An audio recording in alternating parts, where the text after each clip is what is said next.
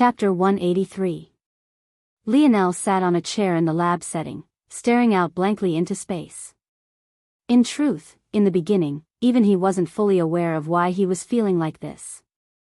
It could even be said that Thunderous Clap and Roaring Black Lion understood before even he had. It could only be said that the objectivity of a third party was great. He had come here with every intention of instantly getting to work, diving into training until he could barge his way out. But, instead of doing any of that, he found himself frozen in time. After a long while, he finally understood the emotion he was feeling. Shame. He had made too many mistakes. Initially, he kept brushing them off as though they were nothing more than jokes. But it seemed that as time passed, the mistakes he made continued to have more and more serious consequences.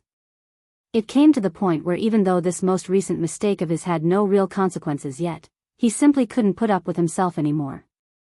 What truly baffled him was that he wasn't immediately certain of how to fix this.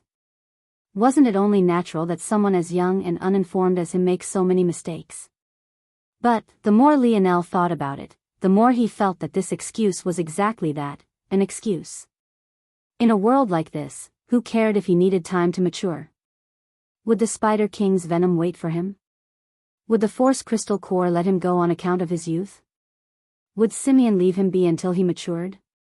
The answer to all of this was obviously no. No one owed him such a thing.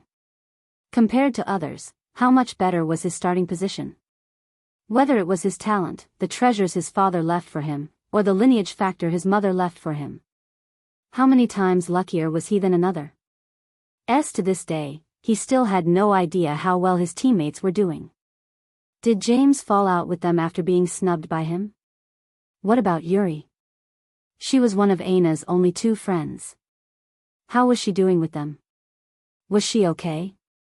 Compared to these people, wasn't he considered to be lucky? Was this what those psychologists deemed as survivor's guilt? Maybe that was exactly what it was. Lionel felt undeserving. He made so many life-altering mistakes, yet managed to survive every time by the skin of his teeth. Sometimes it might be due to his own wit, but how many more times had it just been luck? Memories were constantly pulled up from the depths of Lionel's mind, each one striking a chord with him. When he first exited the Mayan tomb and Aina killed Conrad with a single strike. During their journey to the fort, he had even had thoughts of being unwilling to live anymore. How ridiculous had his actions been back then? He even went out and fought 7 grade invalids back to back. Maybe that had been under the guise of protecting his friends, but wasn't the truth that he was just seeking death? How lucky had he been to survive that?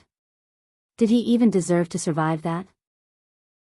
His abilities back then couldn't even compare to the current him. A single grade threat was more than enough to threaten his life. Then there was the time within the Joan of Arc zone. Due to his own selfishness, he forced both him and Aina into a corner.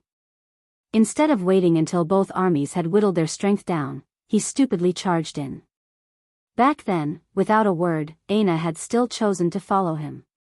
But, had he not found Joan's weakness at the last minute, wouldn't they have both died? How lucky had he been to survive that? How could he think of blaming Aina for lying to him about the entry quota when he, himself, was so selfish? Then there was the battle at the Royal Blue Fort.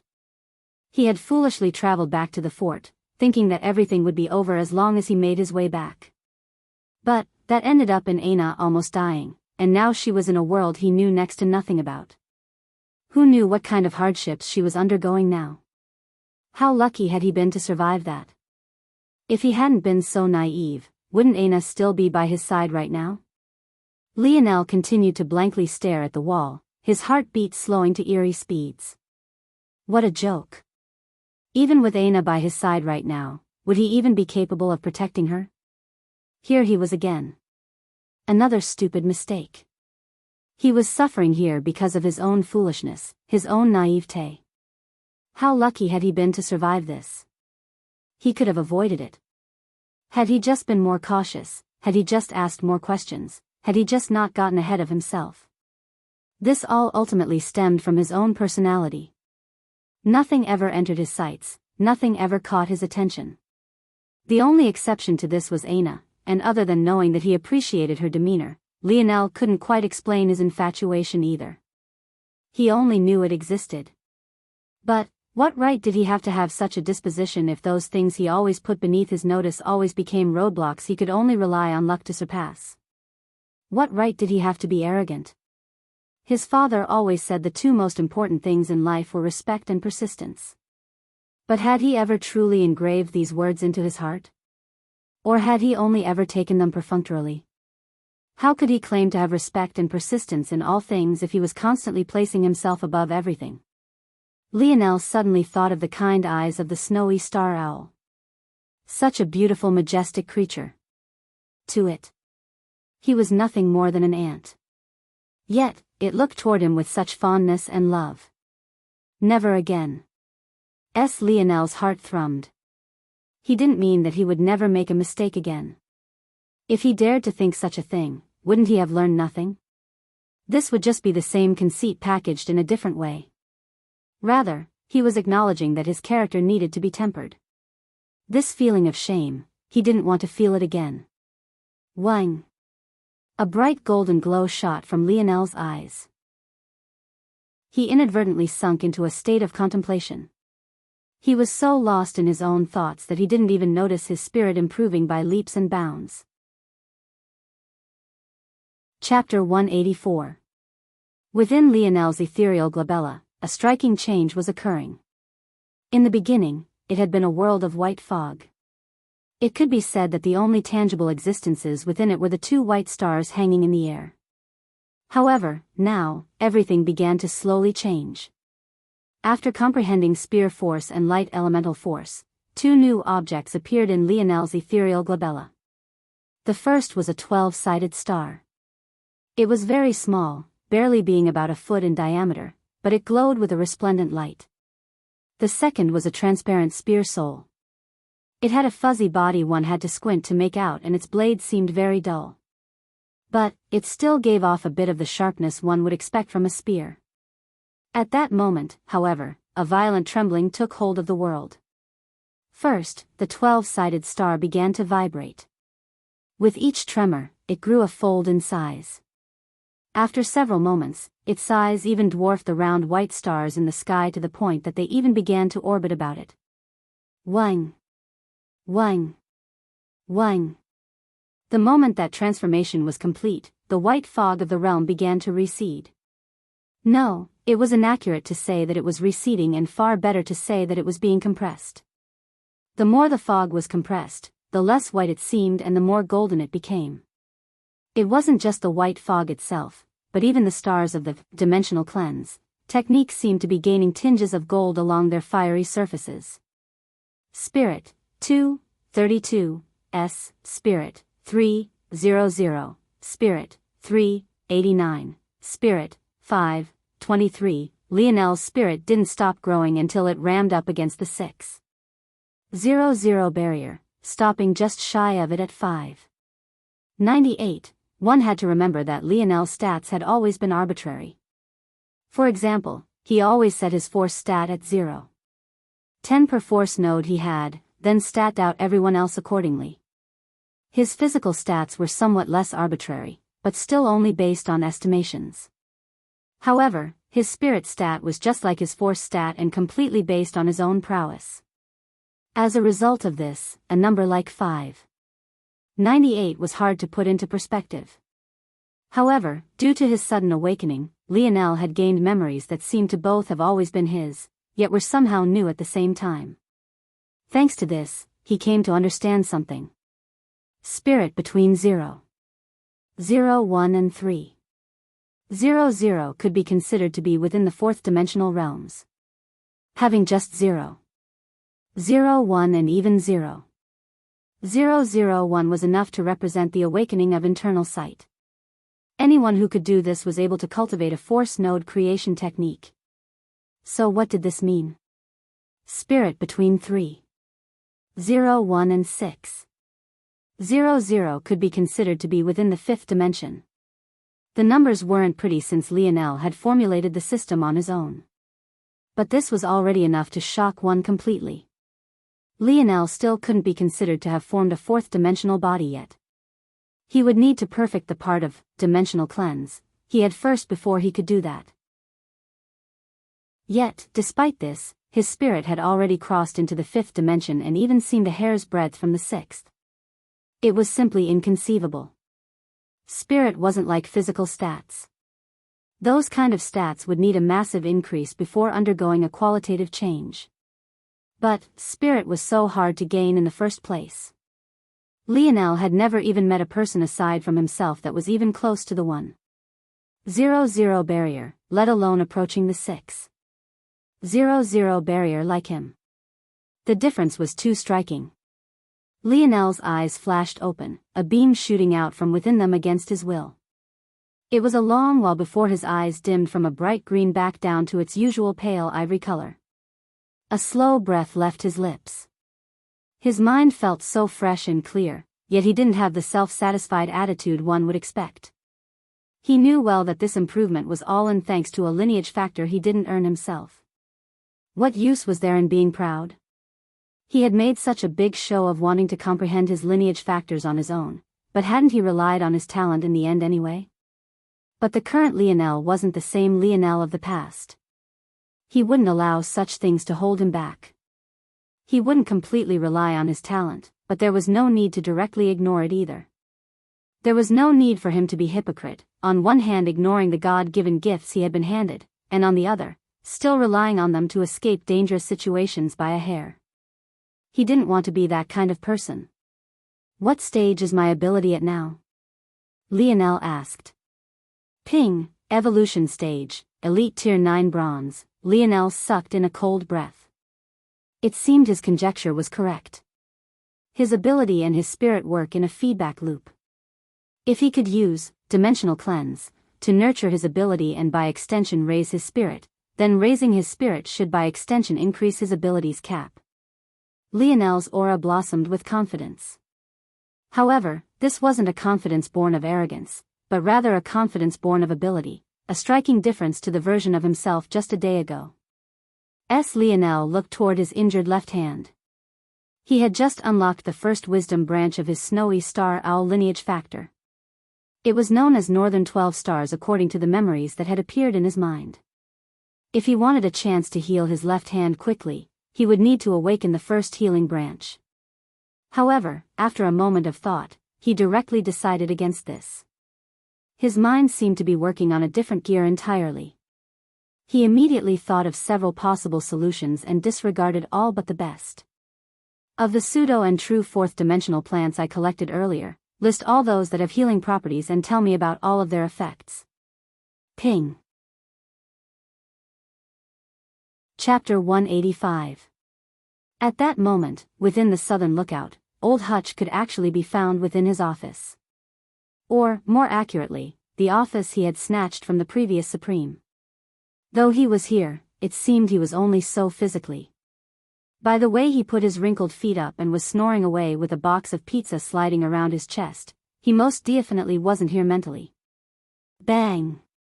At that moment, a young lady slammed her small palm on the table, causing it to directly split in two.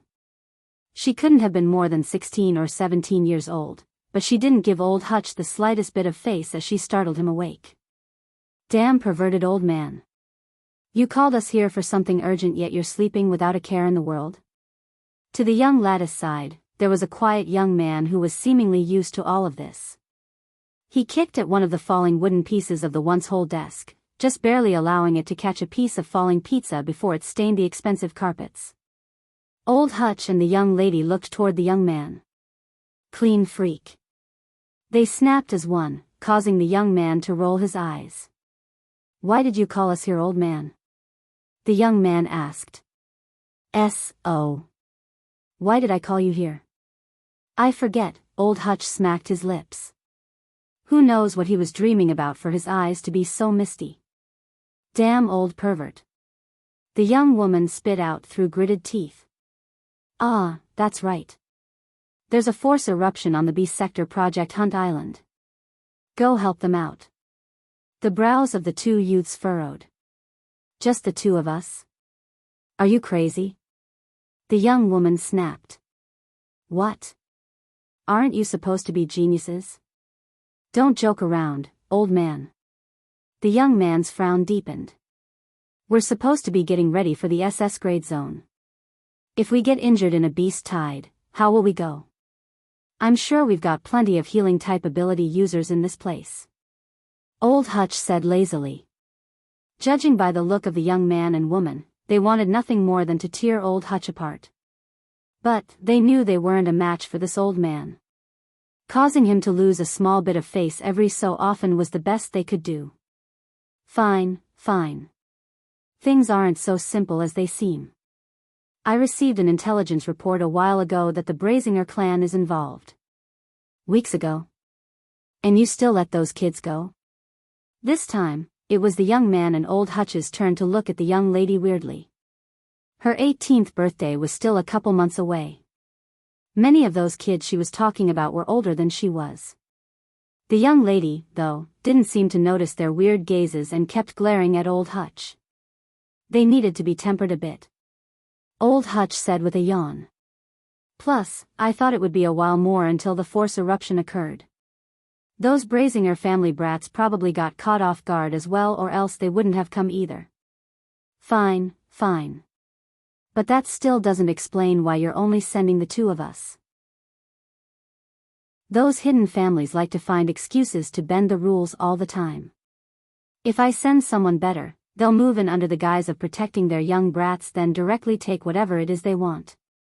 This force crystal mine is too good to give to them. Seeing that the two were still frowning, Old Hutch got up and patted their shoulders with a grin on his face. You two don't have much of a choice. The expressions of the two darkened. While you're out there, look out for a brat who goes by Lionel. You three should probably work together to get out of there. Off you go. The two youths looked at each other. That Project Hunt Island was one of the weaker ones. It could only be considered somewhat special due to the fact it had a force crystal mine. But since the Slayer Legion was waiting for it to mature, they still hadn't touched it. As for them, they obviously went to Project Hunt Islands with greater challenges. They felt no need to waste time on this island. But, this said, they weren't blindly arrogant. If they were, why would they feel so apprehensive about going to an island with an ongoing force eruption? They knew exactly how dangerous such a thing would be. If they blindly went, they'd be asking for death. Of course, this didn't mean they weren't confident. They both believed that if they were cautious, no harm would come to them. It was just that it would be impossible to save the 80 or so youths that went with just the two of them alone. This was all to say that they were a bit baffled that Old Hutch would be talking about this Lionel as though he was their equal. If he was, wouldn't he be rubbing elbows with them? Why would he be over there? Don't underestimate that kid, he's quite arrogant and awakened light elemental force. The two youths finally raised an eyebrow in curiosity.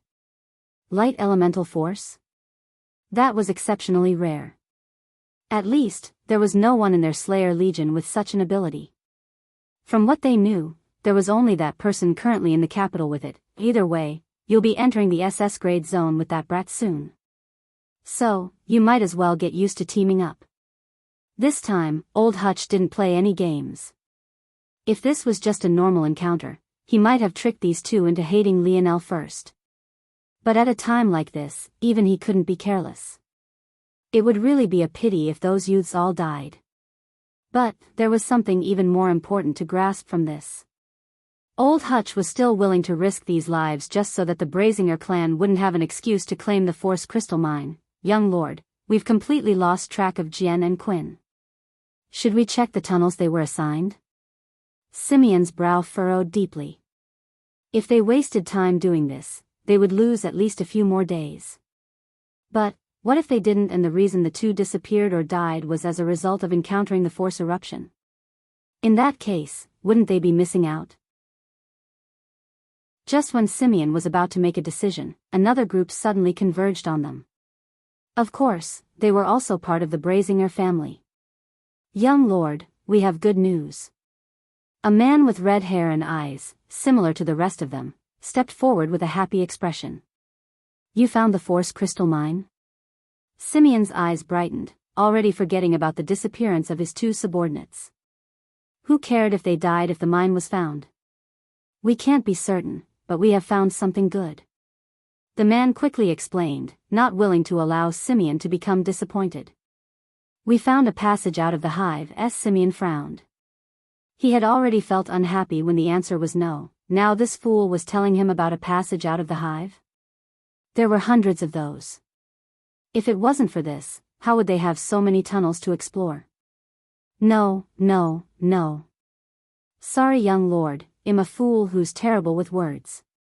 What I mean is that this passage out of the hive leads to the valleys. We stepped out and found that the force concentration was many times higher there. It's possible that there's a more direct path to the mine through the valleys. It was only after hearing this that Simeon's expression brightened once more. They had tried many ways to descend the valleys, but they all ended in failure. A few of his subordinates had even died in the attempt. If there was another path, this was perfect. The likelihood that there was a direct path to mine through the valleys was exceptionally high, especially since it was theorized that the valleys themselves were caused by the mine to begin with. Excellent. Lead the way. Chapter 186. Lionel looked at his left hand, flexing it slowly and testing each of his fingers one by one. It's a little weaker than it has been in the past. It will probably take me a few weeks to recover completely back to the advanced grade 1 designation. For now, it'll have to do with grade 1 designation. There had been plants among the few Lionel took out that could return him back to the advanced grade 1 designation immediately, but they all had lingering side effects. The only way to perfectly recover so quickly, in the case of such low-level herbs, anyway, was by drawing on his life force. But, this was a path with many lingering problems. The herb Lionel chose was actually a pseudo-fourth-dimensional healing type herb known as three-vein mending weed. It was quite a common healing herb and was perfect for a body still within the third dimension like Lionel's. If he wanted to heal the same injury while he had a fourth-dimensional body, it would take a much stronger herb like four-vein mending weed. Instead of overdrawing his life force, mending weed used its natural force art to nurture flesh wounds and supplement their healing. These natural force arts were drawn directly from the veins that were within their namesake. Their healing abilities were less exaggerated, but due to their way of doing things, the lingering issues were much more acceptable. I have to be careful. Lionel thought seriously. Wounds like his could have easily crippled him for life. Without godly medicine, one's path to grow stronger could easily be completely impeded by a single severe injury. Luckily, the Lionel of now felt that he was far steadier than he had been in the past.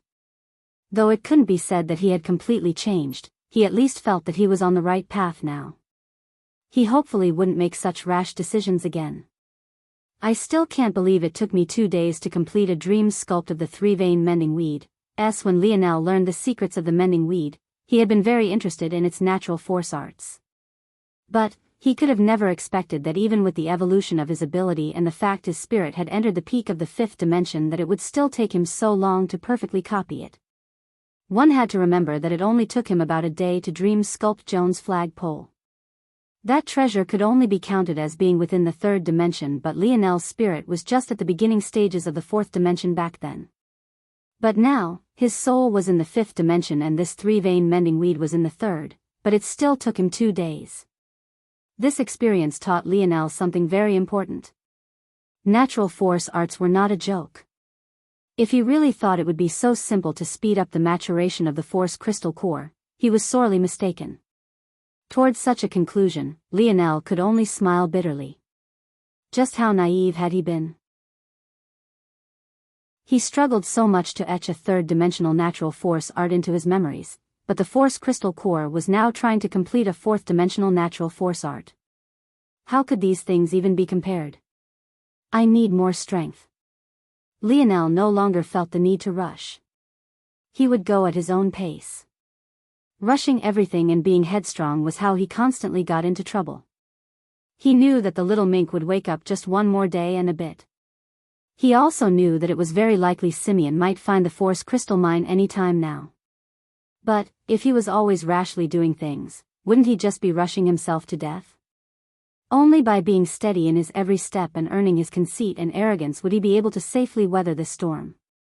Even though this was Lionel's new mind state, he wouldn't just waste 2 days as he had just done without reason. Everything needed to be done in moderation. The reason he saw fit to waste these 2 days was precisely so that he could have a better understanding of what he was facing. Now, he was aware of just how domineering natural force arts were. By his estimation, compared to force arts created by humans, they were a dimensional tier higher. In that case, Lionel knew that what he needed to do now was grow more powerful. So what should I do? Form my force nodes? Or comprehend my metal synergy lineage factor? After a moment of calculation, Lionel landed on the second option. His thoughts now were incomparably quick. Compared to before, he could complete the same train of thought that might have taken him an hour before in just a few moments. Lionel sunk into a state of contemplation. Compared to the past, his ability to see through his lineage factors with the help of his soul force was several levels more potent. It wasn't long before he sensed the last dormant lineage factor within his blood. Before, it was only a vague feeling he had to meditate on for several days. But now, he could practically see their visualizations. It looked like several shackles binding tightly to his blood vessels. Lionel could see it all, as though several small and intricate natural force arts were floating around his body. He could easily follow them all. It was as though he had shrunk and entered his body, following the paths his blood flowed through. Lionel got lost in the feeling. He had almost completely forgotten that he was here to unlock these shackles, not observe them. But, his body felt like a universe unto itself. Its depth and complexity seemed to be no less. It was mesmerizing. Before Lionel realized what was happening, he had followed his blood into his kidneys, passively observing as the crimson liquid went through a cycle of purification. No, it couldn't be said to be crimson. His blood seemed to carry a tinge of holiness from his snowy star owl lineage factor. The cycle of purification left Lionel in another daze. The human body really was a beautiful thing. Everything worked together like a well-oiled machine. Suddenly, Lionel startled awake as though his mind had been struck by lightning. My kidneys. Lionel understood why he had never been able to find his 9th node. It was because his 9th was actually his 9th and 10th. Chapter 187. Lionel's breathing quickened slightly. He was absolutely certain. If he managed to form a 9th and 10th node, one for each of his kidneys, the compatibility with his body would reach 100%. Not only that, but the benefits would be immeasurable. If he formed force nodes in his brain, spine, heart, lungs, and kidneys, his control over his body would reach an unprecedented degree. Not only that, but if he controlled the purification process of his blood through his force, wouldn't his ability to comprehend his lineage factors become that much more potent? After a while, Lionel calmed himself. The difficulty of forming a 10th node was an unknown entity to Lionel. He still knew too little. He didn't even know if such a thing was possible. All he did know was that there was a limit to the number of force nodes a body could contain. 9 was the theoretical limit. At the same time, though, was this really an infallible rule? Wasn't the limit of force nodes decided due to how much force one could handle? But didn't some people have larger force nodes in comparison to others? In that case, were all force nodes really created equal? Lionel's force nodes were constructed with 100 cells. Most people could only form force nodes with 1 or a couple cells at most. In that case, didn't Lionel form their equivalent of dozens of force nodes? In the end, Lionel shook his head. Even though this seemed like sound logic on the surface, he wouldn't act on it just yet. He would definitely hound the dictionary with more questions, but now wasn't the time. It would take time to research whether his plan was feasible. But unlocking his metal synergy lineage factor could be done now. Wang. Lionel's aura suddenly became incomparably heavy. Even the chair beneath him snapped and crumbled, causing him to fall heavily to the ground. But, he was so focused in his state of meditation that he didn't even notice. His dirty blonde hair began to whip about wildly, flashing with a bright bronze color before dimming once more, only to shimmer with it once again. Lionel could see it clearly. The opening of his metal synergy bloodline, compared to his snowy star owl and spear domain lineage factors, was much more involved. He could see it before him now. Within his blood, there were 5 massive gates. However, compared to the first, the next 4 were too far away. Lionel could tell that no matter how hard he tried, he would never be able to reach those gates, at least not with his current strength. Realizing this, he focused completely on the gate right before him. It was a massive bronze door, covered in shackles that wrapped around it endlessly. This singular door was built with several levels. Like a nesting doll, the smallest door was surrounded by larger and larger doors. There were 9 in total, with the largest door amongst them looming so tall that even when Lionel craned his neck vertically, he couldn't see its peak. Lionel took a step forward. He felt that with every step he took, a greater and greater pressure weighed on him. It was as though this door was doing everything in its power to force him to his knees. Lionel smiled lightly. If it was just a few days ago, his spirit would have directly been blasted out of this place.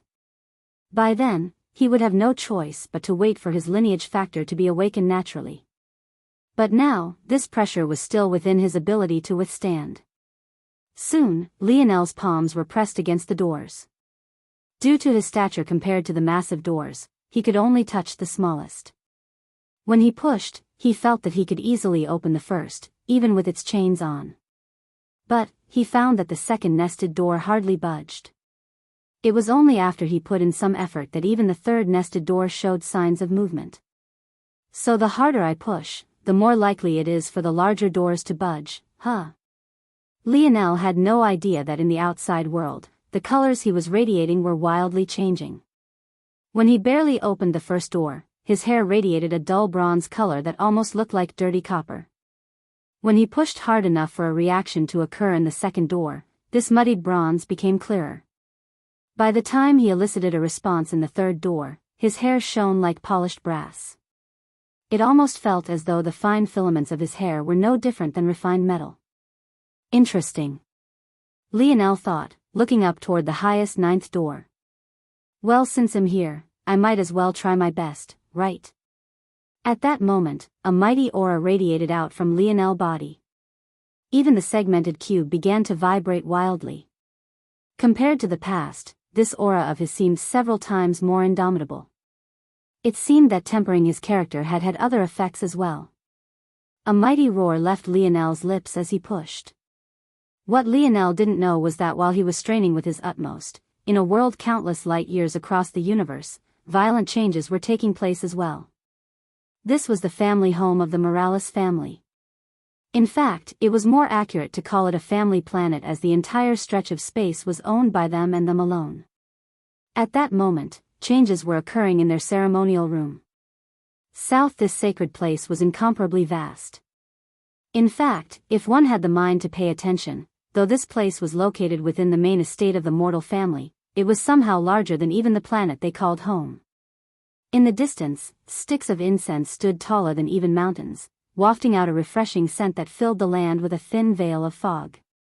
At the base of where these mountainous stick of incense stood, there was an altar that carried several sacred tablets. Those who knew the teachings of the Morales family were aware that each of these tablets carried the names of a generation of Morales family descendants. And, at that time, the tablet of the current generation, known as the Nova generation by the family elders, suddenly radiated out a blinding light. At that moment, the several family higher-ups who treated this place as a cultivation holy land suddenly snapped awake. What was going on? A lineage factor awakening? But everyone of the Nova generation had already awoken. Chapter 188. The elders of the Morales family were left speechless. But they all suddenly thought of a possibility. Their gazes met across hundreds of miles. It seemed that even though each was kneeling on a prayer mat all to their own, without a single sign of life even tens of miles around them, it was as though they were right next to each other. A double awakening. Their Morales family was split into 2 factions. But the history between these 2 halves of the family was long and tumultuous. In the past, the Morales family also had 2 halves. However, back then, what divided them was the awakening of the metal synergy lineage factor. The awakening of this bloodline split the family into elites and commoners.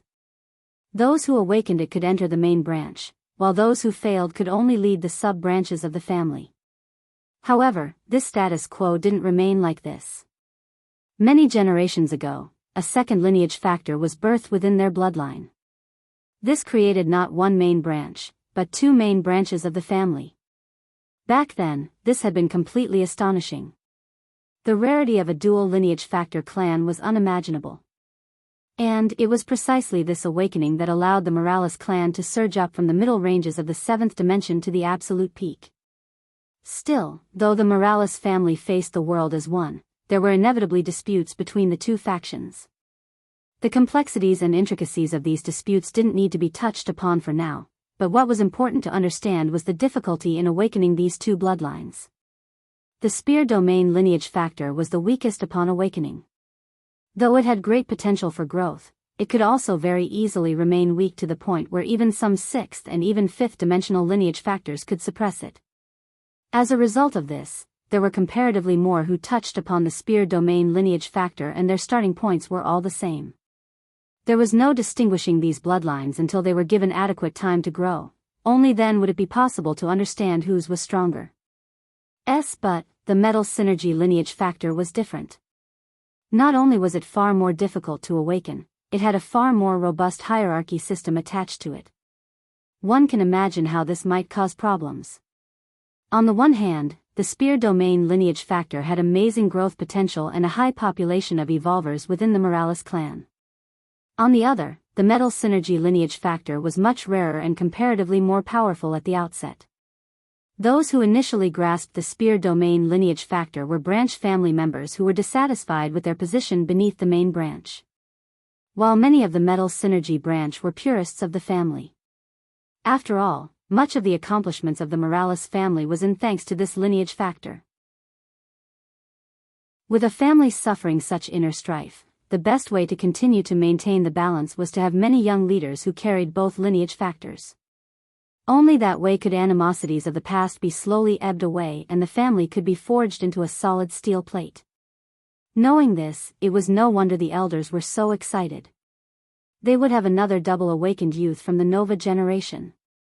They had already far surpassed the number from the last generation, but who knew they would still receive another? To put this into perspective, the last generation, the Nebula generation, only had 3 such characters. But, if this newly awakened youth was added, the Nova generation would have 8. One had to know that the greatest power of the spear domain lineage factor was its ability to aggregate the abilities of its host to form the greatest spear heritage. This meant that anyone who awakened both within the Morales clan was already predestined to be an elite amongst elites. The metal synergy lineage factor was that powerful. The elders excitedly made their way to the altar one after another. But, despite their excitement, they didn't lose their sense of propriety. This was a sacred land, they had to maintain due composure and respect. One after another, they performed their bows and kowtows, reverently praising their ancestors before closing in on the altar one by one. Our Morales clan is truly blessed. A crooked-toothed elder grinned wildly, hardly able to hold back his happiness. What do you old fogies think? You think this one will open the 9th door as well? The elders stroked their beards in happiness, not even minding the crooked-toothed elder's comments. If they were old fogies, wasn't he doubly and even triply so? Just look at that ugly yellow grin. He really lost face for all 7th-dimensional entities. It really does seem that all the stars are aligning. In the Nebula generation, only one opened the 9th door on their first try. The others could only open it on a second attempt before moving on to the 5th dimension. Yet we have 7 such youngsters already.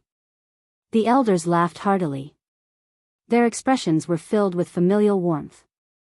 Though the tablet was burning too brightly to see which name it was that was causing the change, to them, it didn't matter who it was. Weren't they all part of their Morales family? Ho ho, those are the clear bronze lights of the 3rd door already. Let's see how far this brat goes. At this moment, Lionel had no idea that his actions were being watched. Though it wasn't exactly like that and they could only be said to be able to see which door he was attacking, he could never imagine that someone else could monitor what he was doing from countless light years away. The means of the seventh dimension were far beyond his comprehension. However, even if he did know, he wasn't in a state to mind. His heart was as still as a lake, his mind as focused as the pierce of a spear. Ha! He roared in his mind as the fourth door began to move. Flickering bronze patterns began to squirm across his forehead. If one looked closely, it would almost look like Lionel had tattooed a resplendent brass crown onto his head. Chapter 189. The Fourth Door. The elders smiled brilliantly. This speed and momentum was excellent. There was a reason the longer one remained awake, the greater potential their lineage factor would have. However, this wasn't a universal truth. At least for more complex bloodlines like this one, there were qualitative changes to look for. Who cared if Lionel spent several days in this state if he only opened up to the second door? Likewise, who cared if he only needed several minutes if he could open the ninth?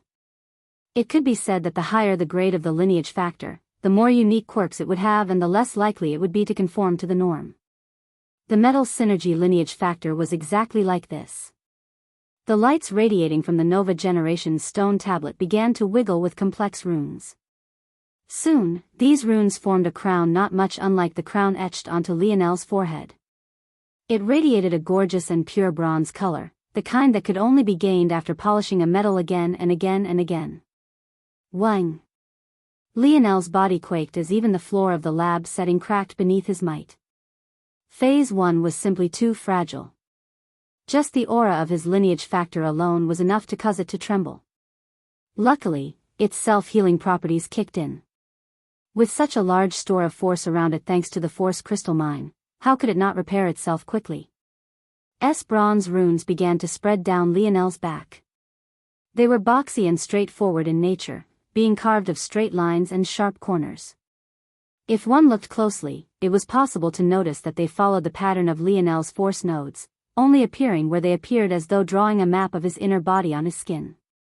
The elders were astonished. This little brat only formed 6 nodes. Which elder is guiding him? A ferocious elder's beard whipped about beneath his fierce breath. One could almost mistake him for a bull. Who allowed such a talent to ruin himself like this? Many of the other elders frowned as well. They didn't reprimand the bullish elder for reacting like this at all despite this being a sacred land. Which of them didn't know that it was best to awaken one's metal synergy lineage factor after perfecting one's fourth-dimensional foundation? All of the other 7 youths had formed 9 nodes, suppressing the talent of their lineage factor until they could explode forth with all their momentum.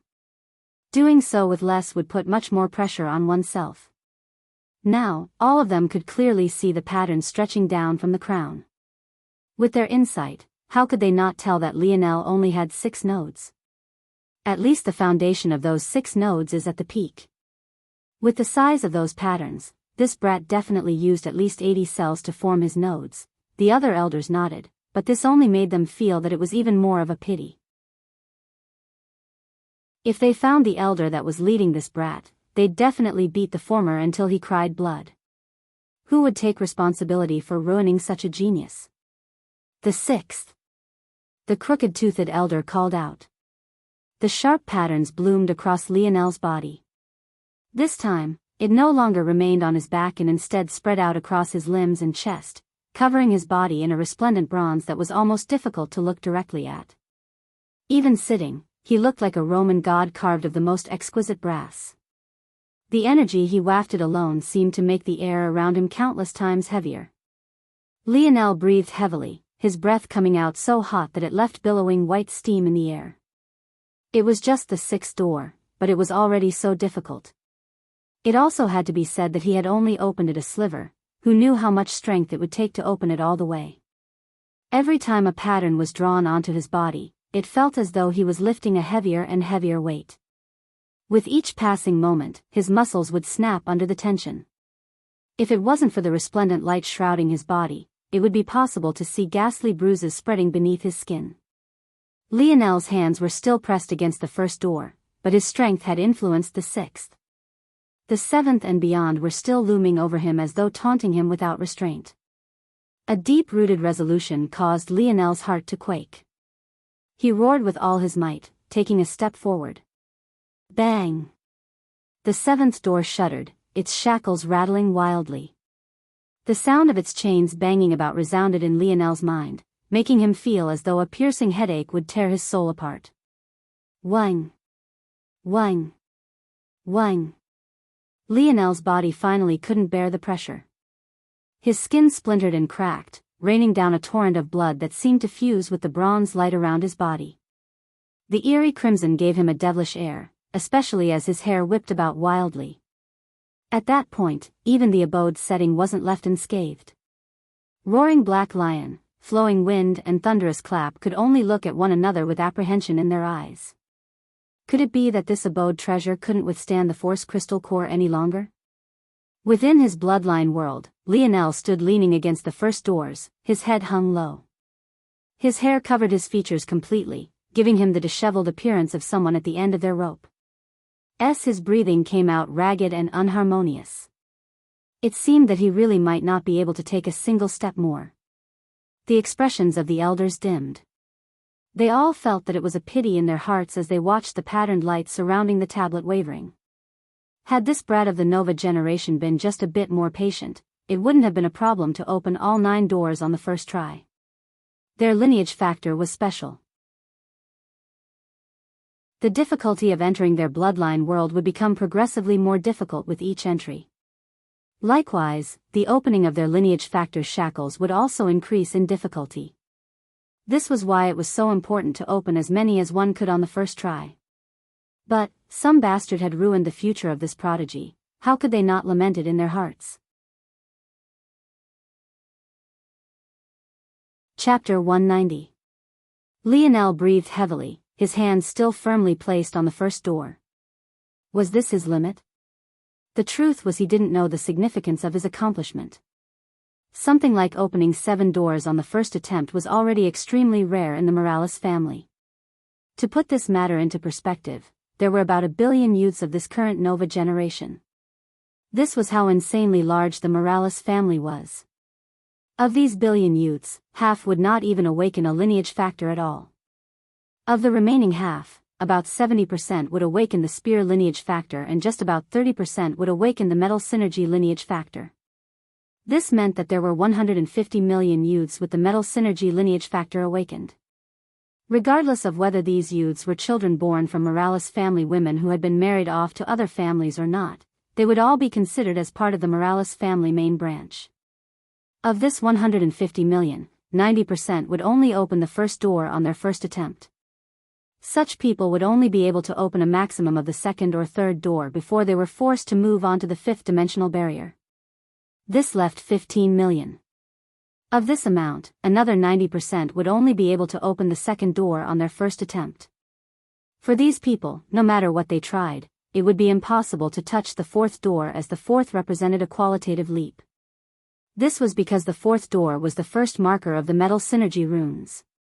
This left just 1.5 million. Of this amount, less than 100,000 would ever touch the 4th door. Not even 10,000 would manage to open the 5th. And, not even 1,000 would manage to touch the 6th.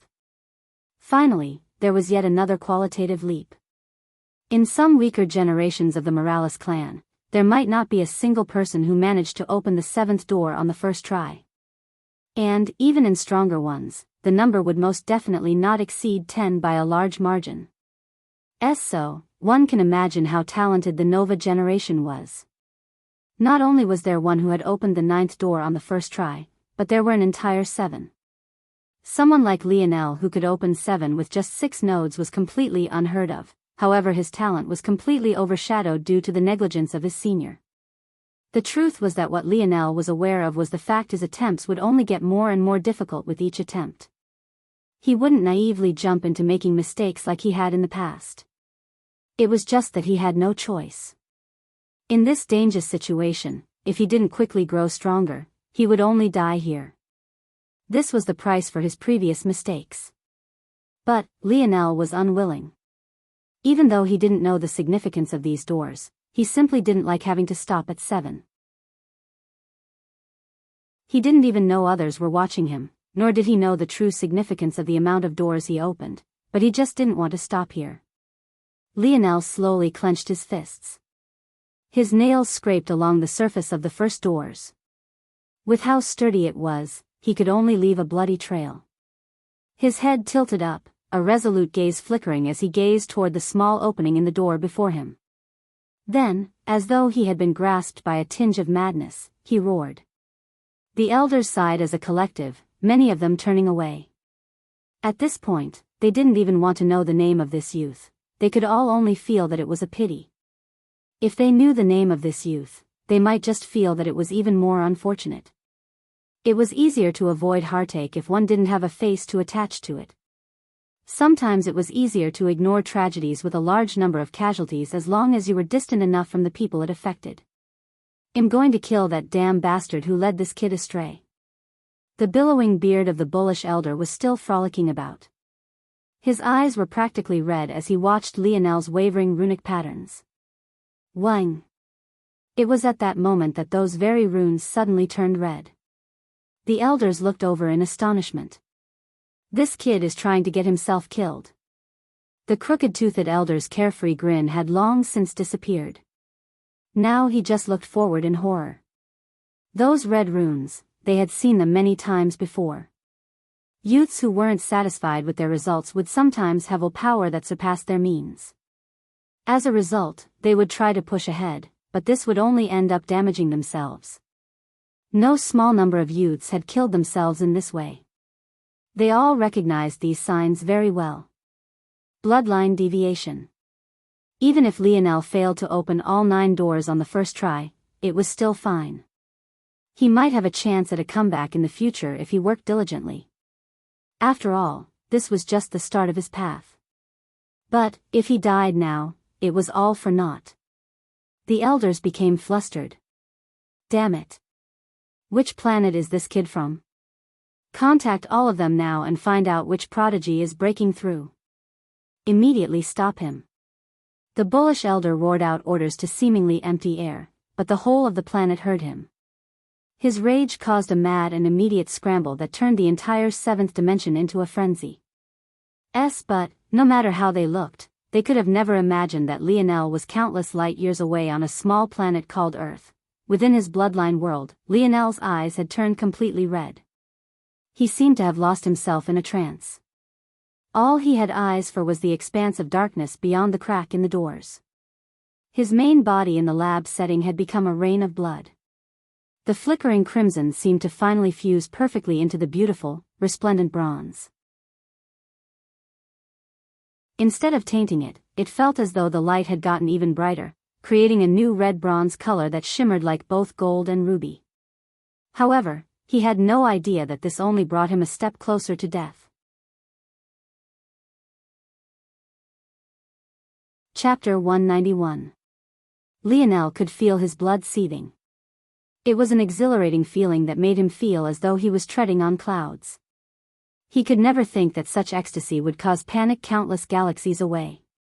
How wonderful would it be if I could feel this way for all of eternity? It was a simple thought, innocent, even. But it was this very thought that led to the deaths of so many Morales family youths in the past. This feeling, it was like a drug. It was the kind of euphoria one could hardly find in life, yet it was also the very kind of euphoria that could rend the soul and send one to an early death. The elders of the family could only watch on helplessly as the red lights grew fiercer and fiercer. Even when they saw the signs of the 8th door opening, they no longer felt the same happiness. All they saw was the tragedy of another fallen genius. It could be said that though these elders were aloof and hardly made their presences known, they were filled with familial affection. Even that ungrateful bastard who stole their 2 family heirlooms was still spoken of fondly by the majority of them.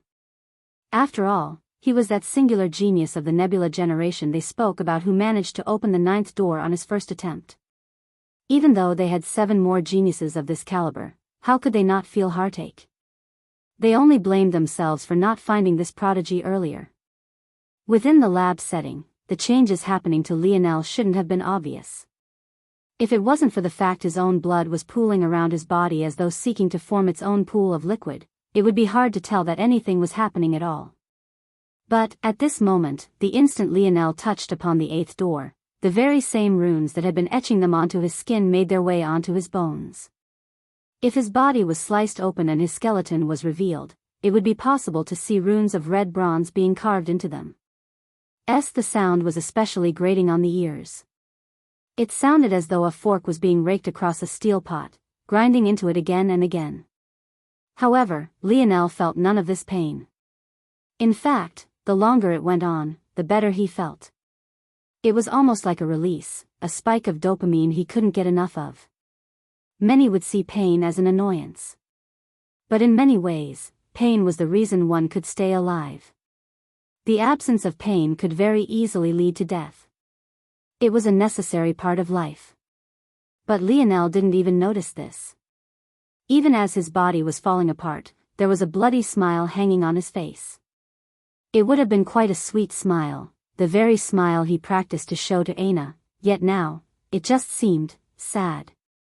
Within the bloodline world, Lionel's figure looked no different. He had practically become a man of blood, dripping from head to toe as his fists pushed flush against the first door. His eyes continued to gaze through the crack as though the expanse of darkness held his most fervent desire. It was no longer a matter of willpower. Could this even be considered willpower? He loved this feeling. Could doing something that felt so good even require willpower? The crimson light within the Morales family's sacred land had grown overwhelming. It pierced into the skies, growing to a height that almost matched the mountainous stick of incense. The pillar was intertwined with runes of bronze, radiating a beautiful and majestic color. But, to the elders, it looked no different from the send-off of a genius. A prodigy, dead just like this, even without letting the world see his brightness. More and more elders shook their heads to leave. They weren't willing to dampen their moods any longer. Someone else would investigate this matter thoroughly and find all those responsible. This was definitely a capital crime. Whoever was responsible deserved to be executed. Lionel's ragged breath sounded out. By now, he sounded more like a beast in heat rather than a man near the end of his life.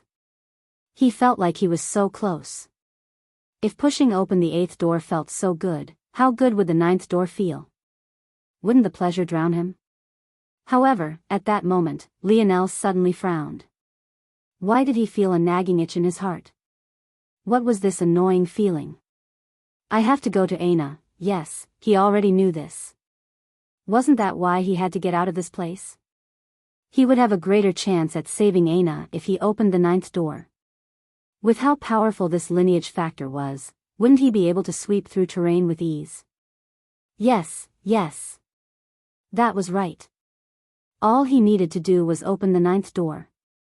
Respect and persistence in all things, yes, he already understood this. Why was this running through his mind now? Wasn't he persisting right now? He was trying very hard. It was just that his reward for his persistence felt too good. Was that his fault? Do you really understand what these 2 words mean? His father's smiling visage appeared in his mind. That old man was being annoying as usual, wearing that smug smile as he pushed his glasses up with a finger. Of course he already understood what those 2 words meant. Do you really? Lionel faltered. Nothing easily gained is worth attaining. Lionel trembled. He thought he had understood this fact as well. Wasn't that why he had been so stubborn previously? It was even to the point he ignored his own talent and tried to comprehend his lineage factors on his own. Wasn't that what his father had meant by persistence? But why did he feel like that understanding was so shallow? It was shallow to the point even he had abandoned those thoughts, realizing that it was his own haughtiness that brought him to this point. The voice in his mind didn't speak again, but Lionel found that the doors he was pushing up against suddenly forced him to slide back. It was as though they were trying to remind him to push back, as though they wanted to remind him just how important opening the 9th door had been to him just a moment ago. Nothing easily gained is worth attaining. Lionel's dull eyes suddenly gained a sharpness. At that moment, a pain the likes of which he had never felt in his life suddenly assaulted him. He raised his head and roared in pain, his cry shaking even the force crystal mine. Chapter 192. The pain, it was unbearable. Lionel felt as though countless tiny knives were ripping through his skin and bone. He had never experienced such a thing in his life. It could be said that the worst injury he had ever suffered was a few fractures to his ribcage. Even the flesh wound his hands had suffered had been mildly less painful than that. But, compared to this, those injuries were akin to an irritating paper cut. At that moment, Lionel had every intention of letting go. It was too painful. If he just let these doors close, everything would be all right. Then, he could take a rest and try again later. That would be fine, right? Lionel hadn't been one to lie to himself. He knew that he wasn't the hardest worker. He also knew that he didn't have the most resolute will. These weren't things one was born with. The reason his father tried to ingrain those two values into him time and time again was to remind him the value of growth. He was an 18-year-old boy. He had hardly faced any hardships in his life. Though he lived on a paradise island, he had never truly felt restricted by it. And, even though he had lived in such a place, it wasn't as though they were slums. Each paradise island was well tended to and provided for. Expecting him to have the will to trample the heavens and sunder the earth like some anime character was absolutely ridiculous. Let alone having such will, he wasn't even sure what he wanted to do with his life just yet. He was a kid. Though he had some talent, he was ultimately just that. A kid. For a kid like him, such pain was absolutely unbearable. But somehow, whenever he thought of letting go and allowing these doors to slam shut, tears uncontrollably fell from his eyes. Such a thing surprised even himself. He wasn't an emotional person. Though he had been worried about his father when the Paradise Islands fell, he didn't break down back then. When Simeon and the junior governor Duke decided to fire into the homes of innocents, he hadn't burst into tears. Even when his father mentioned that his mother was still alive, his emotions hardly fluctuated. But there were also many times he did inexplicable things outside the bounds of his calm and cold logic, things even he couldn't explain. He put his life on the line to save the lives of English and Frenchmen he didn't know. He wanted to be with Aina for reasons even he found difficult to put into words. And right now, he really didn't want to let go. These were tears of frustration, pain, and conflict. He could feel the doors making him buckle under their weight. It was as though they were enraged he had suddenly regained his senses and now wanted to make him pay the greatest price. They wanted nothing more than to shatter him to a pile of bone and flesh. If he took a step back, they might still give him a chance at survival. But, if he dared to take another step forward, they would go all out to kill him. Sometimes in life, the different paths people follow can be decided in an instant. That was what people who were pretending to be profound said, anyway. In reality, things weren't so simple. A single decision couldn't change anything. It was a continuous stream of decisions that would decide the path you would follow. It might take 10 or even 100 correct decisions to take a single step on the path you wanted. Maybe along the way, you might make many incorrect decisions as well. But only by persisting would you eventually become the person you wanted to be. Lionel was just a kid. A boy of barely 18 years old. Up to now, he had already made several incorrect decisions. However, recently, he finally made his first correct one. That was to quell his arrogance and admit that he was wrong. And now, he would make his second. It was quite the pitiful sight. When the world spoke of his exploits in the future, they would never know that an overlord who could overturn the universe with a single palm was once a young boy who had a face filled with tears and snot during his first attempt to release the shackles of his bloodline, AGH. Lionel took a step forward. He heard the sound of his legs cracking, but the adrenaline rush flowed throughout his body, masking the pain for but a moment. He screamed his throat hoarse. Even he didn't know why he kept going. All he knew was that these damn tears wouldn't stop if he took a step back. That was right. He wasn't crying because of the pain. That was his story, and he was sticking to it. Bang! Wang! Wang! Wang! Within the sacred land of the Morales family, the elders suddenly snapped their heads back in the direction of the red pillar of light, only to find that the red color was receding to be replaced by a resplendent purple light. It was the kind of beautiful violet that would enchant any woman, yet carried an air of nobility that made one want to prostrate themselves. Even these elders of who knows how many years felt the urge to bow down. Purple light? What's going on? The elders were stunned. They didn't know what this purple light meant. The flagship color of their lineage factor had always been a shimmering bronze. The only exception was during bloodline deviation when it would become red, but that was basically a death sentence. The number of clan members who had survived bloodline deviation in their long history could be counted on one's hands, but violet? This had never happened before. Even the 9 doors of the 5th, 6th, 7th and 8th dimensional shackles of their lineage factor didn't carry such a color. They would always be bronze, the only difference was the brightness of their light and their strength. Of course, the fact their bloodline shackles had 5 sets of doors and not 4 like the masses thought was a deeply held secret. Lionel hadn't thought much of it when he saw 5 sets of doors, having no idea how tightly held such a thing was. The 9th door. Suddenly, one of the elders called out in shock. They had been so caught up in the shocking color that they hadn't noticed that the signature of the 9th door had appeared. The first 3 doors was a progressive purification of their bronze color, the 4th door formed the runic crown, the 5th form was the force node runes, the 6th formed the force skin runes, the 7th formed the force vessel runes, the 8th formed the force bone runes, and the 9th form was the force halo runes. A grand violet bronze halo appeared above Lionel's head, causing the ground beneath him to shatter. In fact, it was to the point that a hole was blasted through the segmented cube entirely, causing him to almost fall through and directly onto the force crystal core below. Luckily, a barrier was quickly formed, protecting him from such a tragedy. At that moment, within his bloodline world, Lionel pushed with his last bit of strength, causing the 9 doors to blast apart of their own accord. He hardly noticed the lights of bronze and violet that descended onto him before he fainted. Chapter 193. The elders stood completely stunned. They had no ability to understand what was happening. It wasn't like there had never been anyone who survived bloodline deviation before.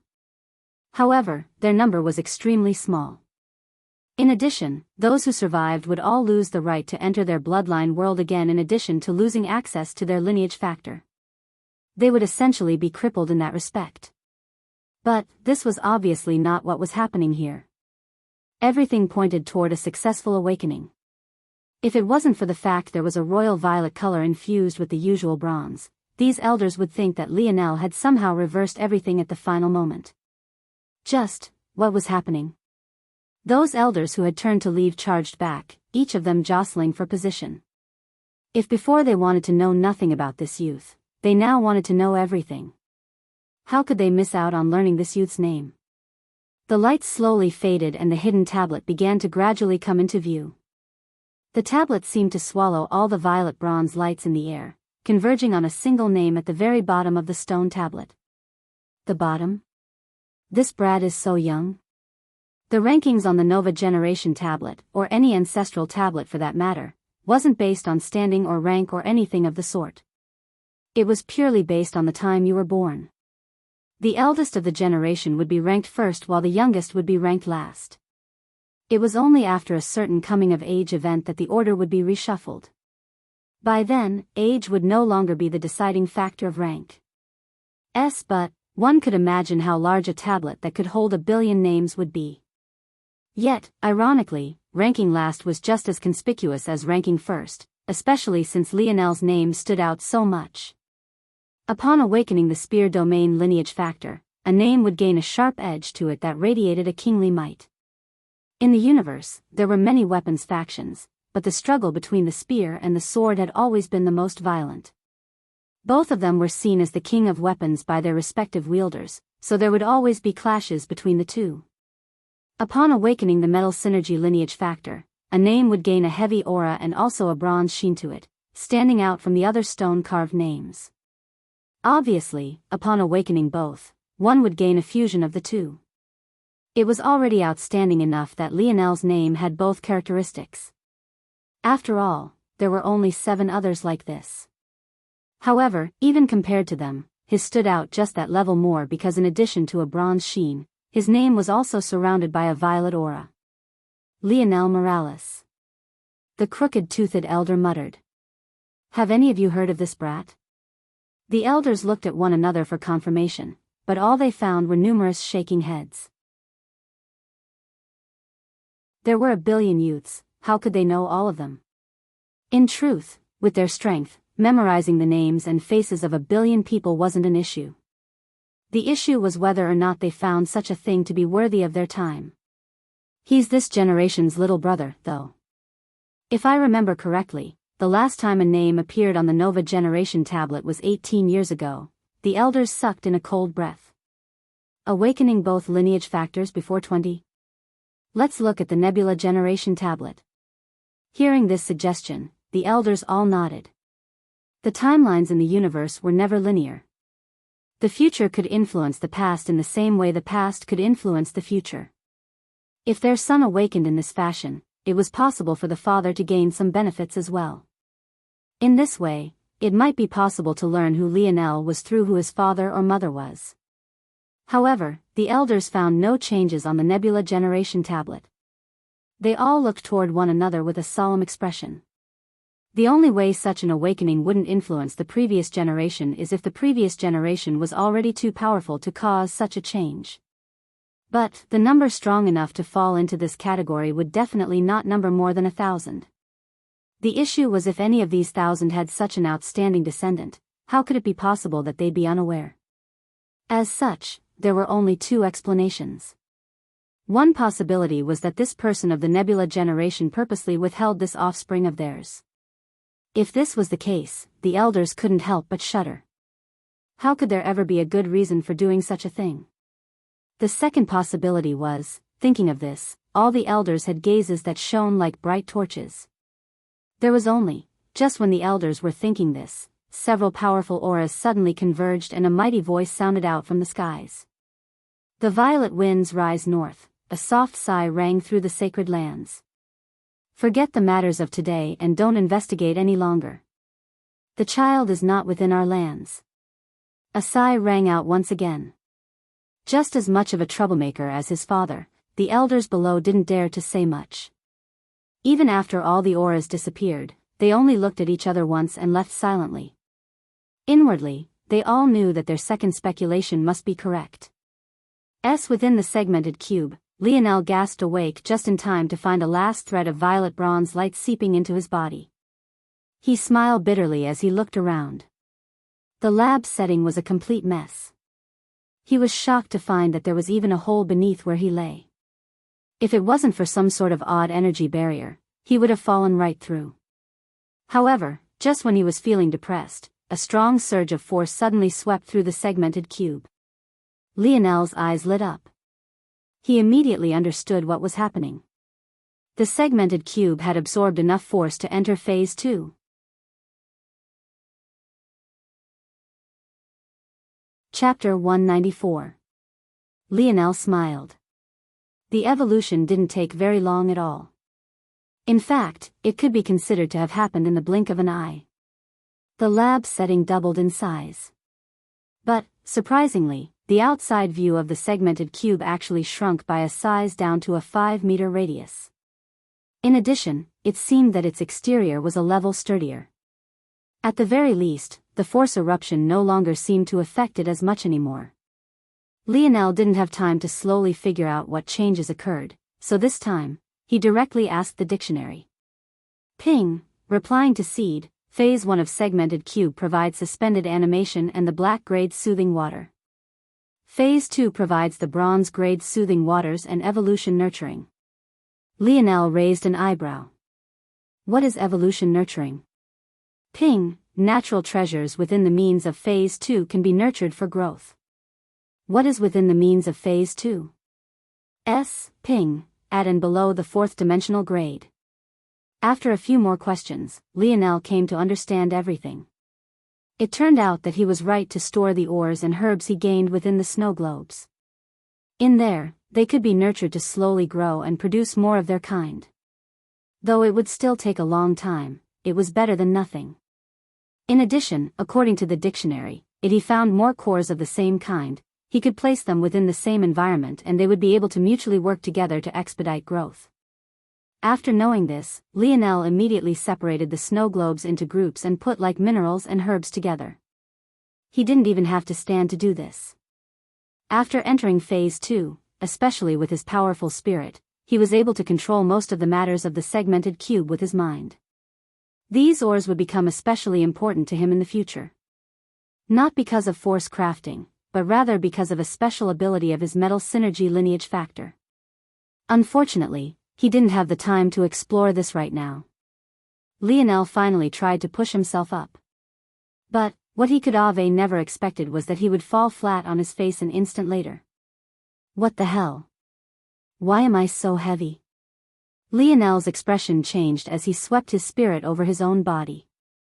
The change to his stats left him speechless. Lionel Morales, Strength, 4, 57, Speed, 0, 87, Agility, 0, 63, Coordination, 0, 91, Stamina, 1, 13, plus 0. 0, 5, Nullified, Reactions, 2, 0, 3, Spirit, 5, 98, Force, 0, 60. First, he was stunned that his strength actually more than doubled. But, in return, his speed and agility had actually fallen by more than half, not to mention his stamina. On top of that, his coordination, which had once been among his highest stats alongside his spirit, had actually plummeted as well.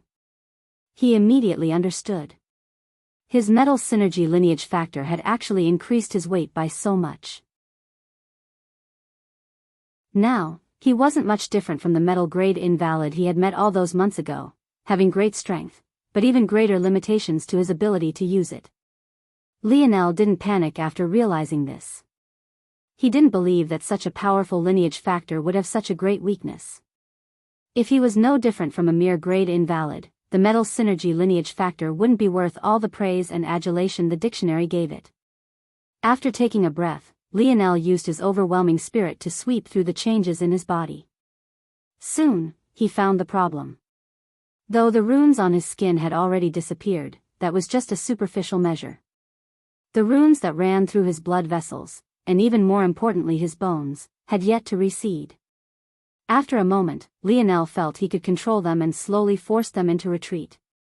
Soon, the heaviness of his body vanished. He realized that his strength was still great, being above 3.00, but the reduction to his speed was much less exaggerated. In fact, compared to before, his speed and agility had also increased. Lionel Morales, Strength, 3, 27, Speed, 2, 17, Agility, 2, 64, Coordination, 2, 01, Stamina, 4, 98, plus 0, 05, Nullified, Reactions, 2, 03, Spirit, 5, 98, Force, 0, 60. My lineage factor is still in its infant stages. If I was with the Morales family, the moment I completed my awakening, would immediately start absorbing all sorts of precious ores. But, I don't have the luxury to do so right now. There were two main abilities of the metal synergy lineage factor that allowed it to reign supreme. The first was its divine metal absorption ability and the second was its divine armor deity ability. Lionel believed that the weaknesses in his lineage factor would all be solved by the time he began to practice these two abilities. Lionel was beginning to feel that his stat system was too limited. When he finally had time to relax, he had to think of something better. With that thought, Lionel stood and entered the abode setting. He had to speak to the other three youths. However, he didn't expect the three of them to look at him as though they were seeing some kind of monster. If it wasn't for their masks, their expressions might have been even more exaggerated. Flowing Wind stepped forward, looking Lionel up and down. Handsome. How'd you get more handsome? Flowing Wind looked up at Lionel with a serious expression. The changes in Lionel were simply too exaggerated. Now, he stood just over 2 meters tall, crossing the 66 mark. His skin was just as tanned as it had always been, but it seemed smoother and more flawless, even to the point of radiating an incredibly faint bronze light. As though this wasn't enough, his dirty blonde hair had become a bright copper color. It was like his hair had been formed by individual, flexible filaments of the metal, sweeping across his shoulders with an inhuman sheen to it. But the greatest change was to his aura.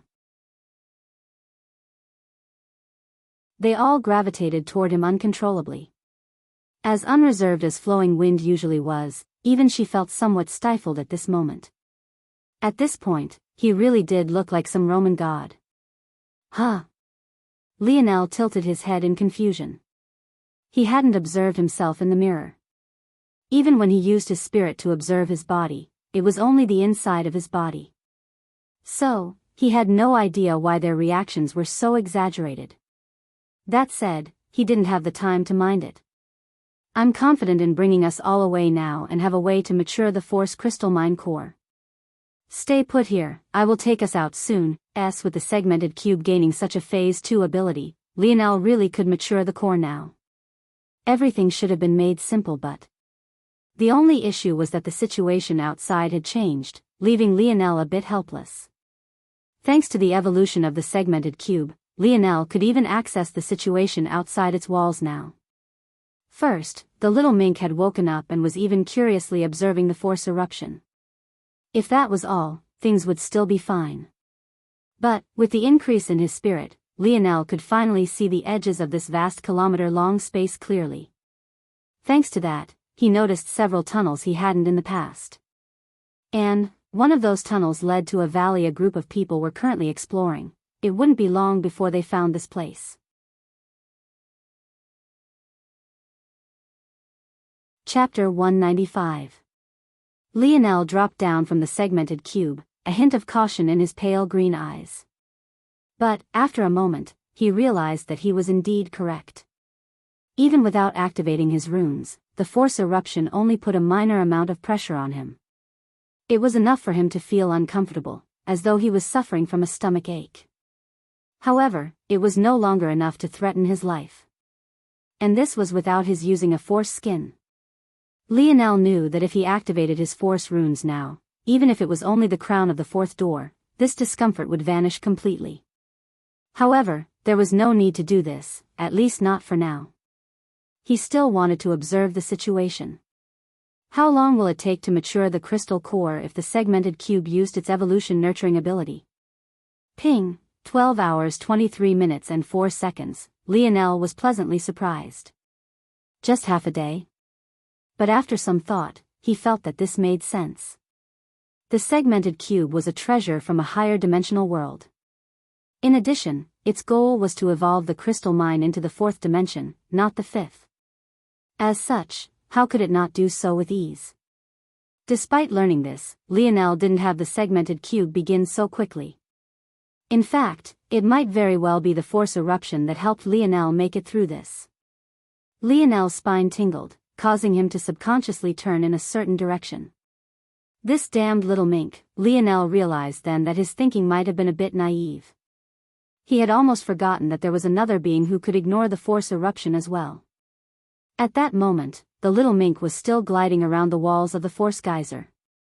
After Lionel's spirit had crossed into the fifth dimension, not only had the range of his internal sight increased explosively, even to the point of being capable of crossing tens of kilometers, but force of the fourth dimension was no longer able to hinder his senses.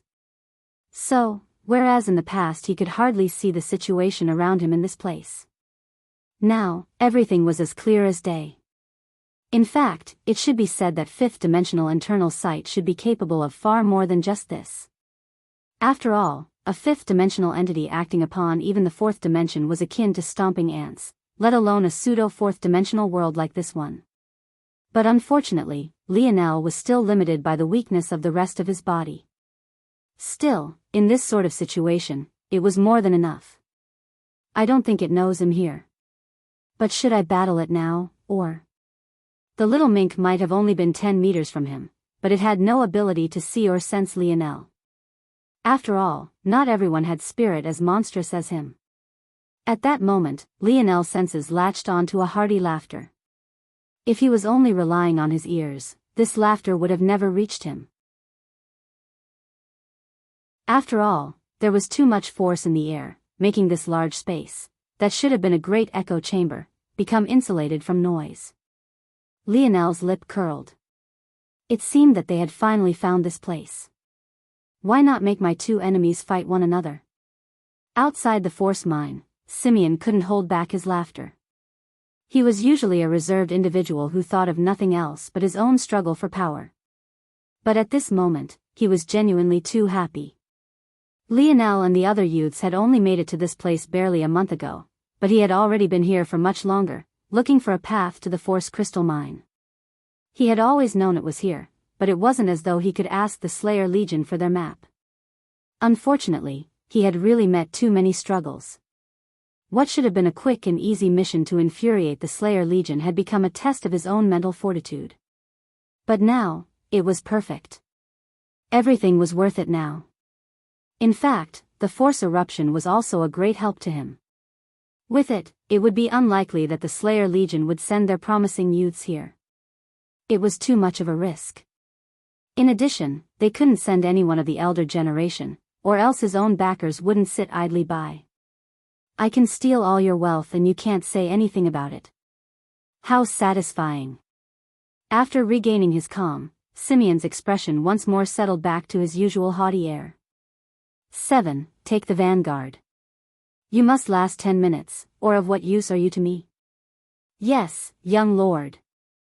Simeon named all his subordinates by numbers even though they had their own names. Even the rat Lionel had killed before was known as Rat 006, one of his more precious test subjects. However, those who could be called by numbers without prefixes were most definitely the most powerful of his men. After taking the vanguard, Seven's force surged. But he wasn't the only one. 8 men and women stood around Simeon in a protective circle. However, around them, in an even larger encirclement, there were at least 30 other warriors. It was these 30 that also surged with force along with 7. The force coalesced, winding together almost like a living breathing beast. To the naked eye, it seemed as though nothing at all was happening. However, if one had awakened internal sight, it would truly be something worth witnessing. The force rose up. At first, there was only a vague cube-like manifestation. But soon, this cube began to break into peaks and valleys. The start of the process was slow. But akin to a ball rolling down a hill, it became faster and faster. Then, it seemed like in the blink of an eye, it all solidified, forming a grandiose palace. No, it was more accurate to say that this was a small replica of a palace, only capable of housing 100 or so people if they all stood as close as possible to one another. At this point, the palace had become corporeal. Like this, even those without internal sight could make out its vague outline. And, to those with internal sight, it felt like an air of majesty was crashing down upon them, wanting them to kneel in submission. Simeon and his men huddled together. After their young lord was satisfied, they walked through the path they had found, stepping into the boundless underground world of the Force Crystal Mine. Simeon felt like he was walking on a cloud. If he knew that Lionel hardly reacted to this world of crystals, he would have shamed him as a country bumpkin. This place was filled with billions of Force crystals. Just how many elites could be raised by this kind of mine? However, Simeon knew that it would be foolish to try and take it all away. This was still the Slayer Legion's territory. His plan wasn't to seek out these little benefits. What he wanted was the Force Crystal Core. Even though the Force eruption was outside his expectations, he still had methods to deal with it. In addition, he was also excited about the natural treasures that could be birthed in this environment. Force crystal mines were always accompanied by such treasures. I'll retrieve the core first. Then, I can seek out other benefits after it's secured. The group continued to walk forward. Their destination was very easy to spot. After all, a geyser of white that could even be seen with the naked eye was right before them. Lionel watched all of this happen from within the Force geyser, feeling quite helpless. There were such techniques to protect against force eruptions as well. It truly made his own methods seem poor by comparison. In the future, when he gained enough skill to upgrade the dictionary, he would most definitely change the straightforward habit of its, "Go on, little mink, help me vent some of my frustration." The moment Lionel had this thought, the little mink had already pounced, causing him no small bit of pleasure. However, his smile slowly faded, giving way to a cold intent. The monocle-wearing bastard definitely needed to die today. The little mink was feeling quite pleased with itself. It had been the first to find this place thanks to its small size and unique abilities. Walls? How could they possibly stop it? It could pass through them with ease. Unexpectedly, its ability was actually triggered to another level upon reaching this place. Now it was even more formidable than it had been in the past. The only detestable thing was that someone had actually attacked it in its sleep. How despicable. Didn't that person see how adorable it was? How could it stand to attack it? Luckily, it had great abilities and that despicable person hadn't been able to touch a hair on its noble head, or else how would the world live on without it? The little mink didn't think much about these things. It only knew that if it had gained so many benefits just from being so far away from the force eruption, how many more benefits would it gain by approaching the center? Something was telling it that there was something very good over there, but there was also something else telling it that it was very dangerous as well. So, it ran around the outside, sometimes on the ground, sometimes gliding through the air, trying to see if it could get a greater sense of what was hidden inside. It could only sigh to itself as it continued to circle the force geyser. It had found such a good playmate, it was a shame that its playmate had disappeared. It couldn't sense its playmate as easily as it had before. The little mink looked up and bared its adorable little teeth. Yip! Yip! Someone actually dared come here to snatch its things? Were these the despicable people that attacked it? It was definitely going to teach them a lesson.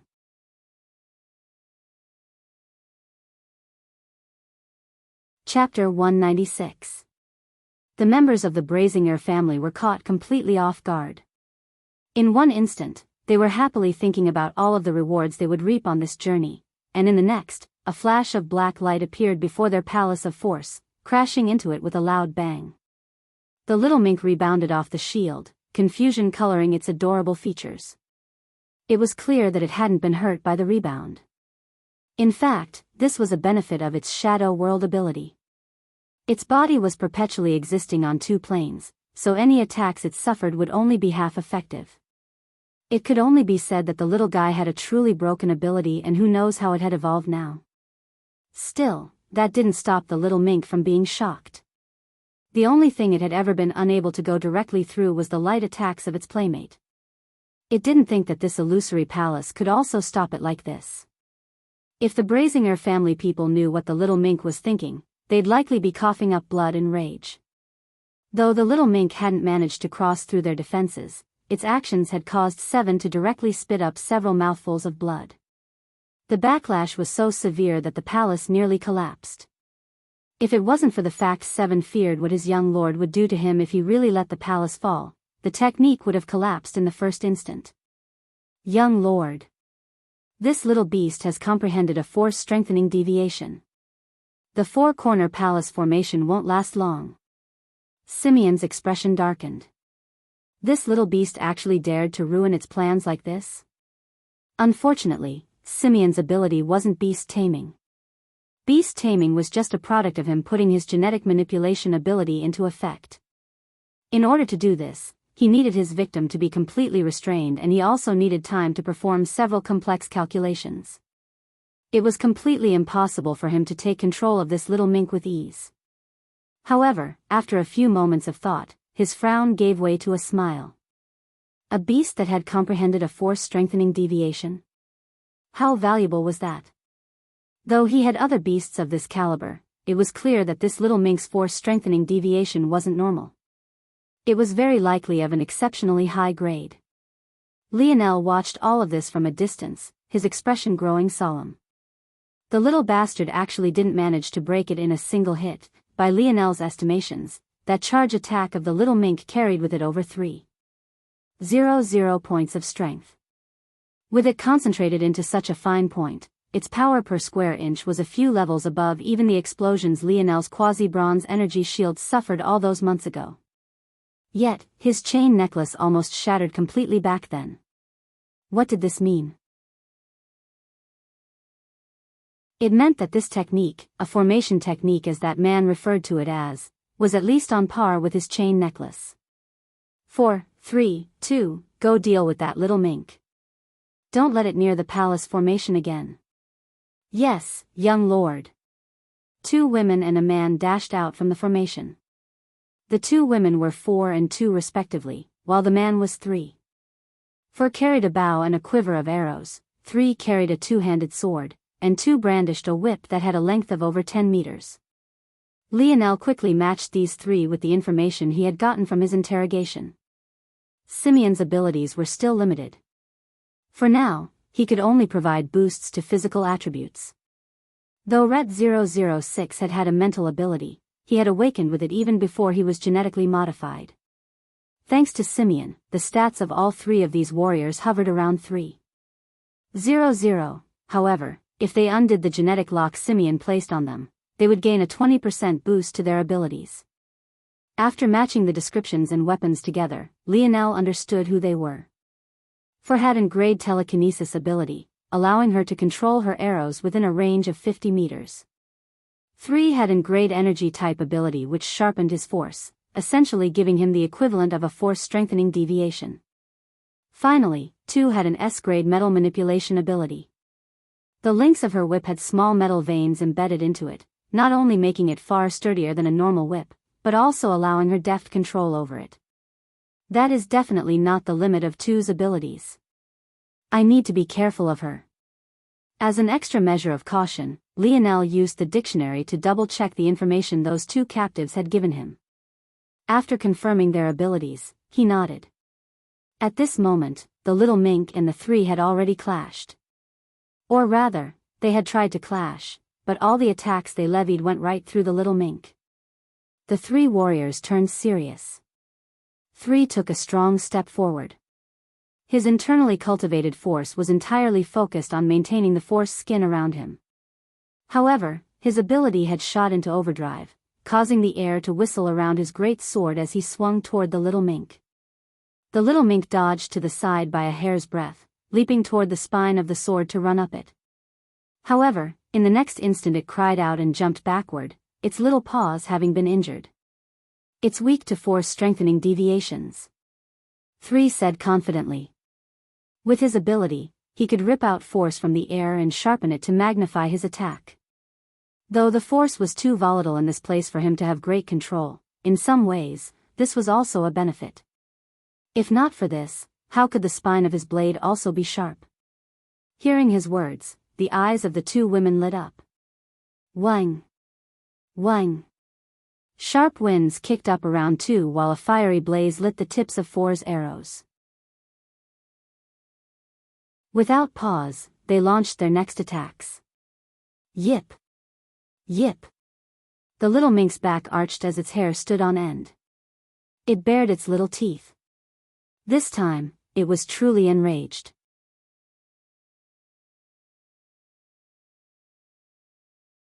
Chapter 197. The little mink knew that all this wasn't normal. There were beasts on this island that had force-strengthening deviations as well, but they had still never been able to hurt it. The only explanation was that this place, while restricting the control these 3 had, was also amplifying their strength as well. It wasn't as though the little mink's thoughts were so intricate.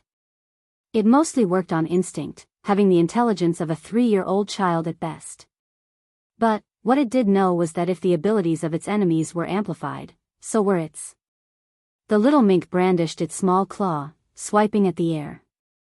A scythe of black manifested, tearing through the fearsome momentum. In the blink of an eye, it was already several times larger than the little mink that had cast it out. However, its power had also been spread out just as well.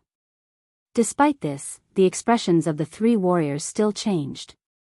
3 took the vanguard, roaring as he slashed downward. Four rapidly retreated and two brandished her whip like a cyclone, creating a barrier of sharp winds and clanging metal. The three were forced into a furious retreat. Looking toward the enraged little mink, apprehension colored their expressions. That attack had been greatly diluted, yet it still took the three of them working together to dispel it. Just what was going on with this little mink? Beasts this powerful shouldn't be on this island. According to the ranking system set out by the Slayer Legion, such a beast could only appear on an A-sector Project Hunt Island. Why would it appear on a B-sector island? One had to know that these regulations were tightly controlled. Project Hunt provided a great opportunity, but it could also pose a great threat to Earth as well. They were essentially raising powerful enemies for themselves. So, how could these islands not be tightly monitored? The only explanation for this was either that this little mink had only recently evolved to have this level of strength or that it was simply too good at escaping. It might very well be both. Realizing this, the three grew serious. Though each of them was confident in taking on this little mink alone, they were on a timeline. The young lord had already said he wanted 7 to last for 10 minutes. With how demanding the young lord was, one could deduce that lasting for this period of time was definitely difficult. Now that the formation had actually been damaged, it was likely that he would last for even less time. If that was the case, 7 would have to be swapped out. But 7's abilities were the most suited to being the core of the formation. In that case, they had to end it as quickly as possible. 4 was the first to react. Her body began to morph, her long, slender legs growing in size as large pink wings appeared to her back. Her nose grew in size as well, becoming slightly more hooked in nature as she shot into the skies, brandishing her bow and arrows time and time again as though she couldn't tire. 3 reacted swiftly as well. His body grew half a meter in size, his back becoming somewhat hunched over. Muscles bulged along his arms and a patch of dense hair burst out from his chest. 2 was the last and experienced the least changes. However, if one looked more closely, it was possible to see that her nails had gained a metallic hue and grown about an inch.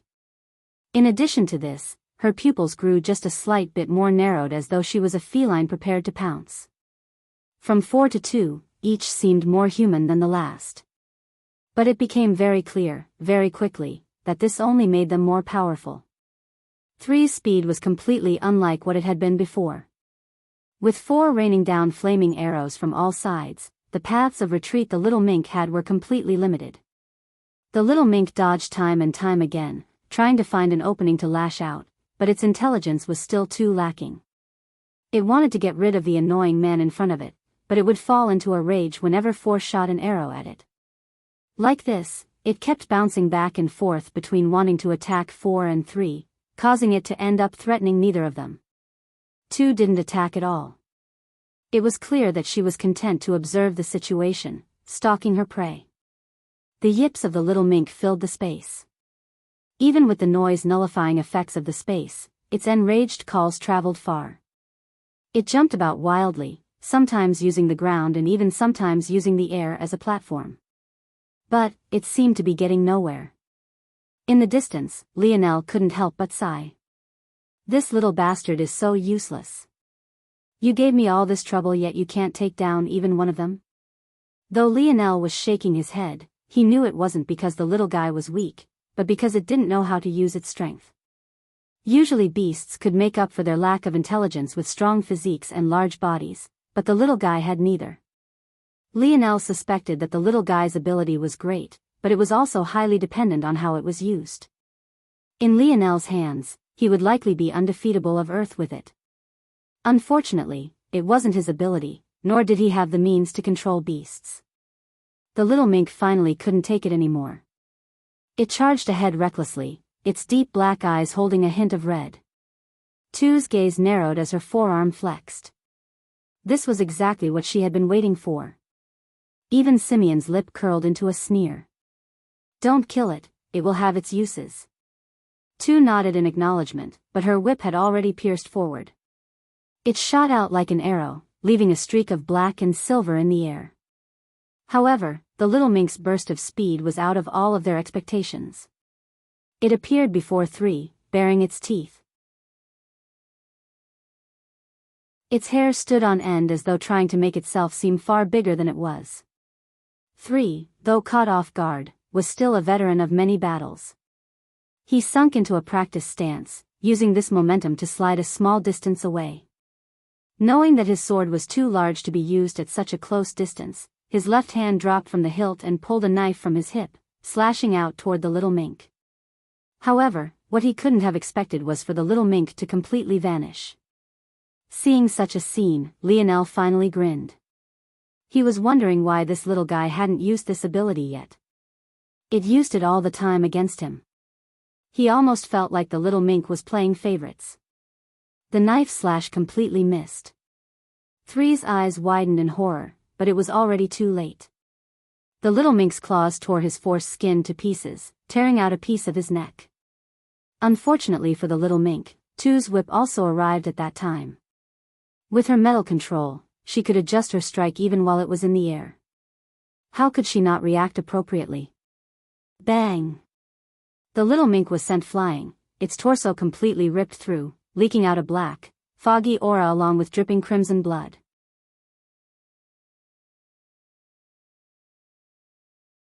Chapter 198. Lionel sighed.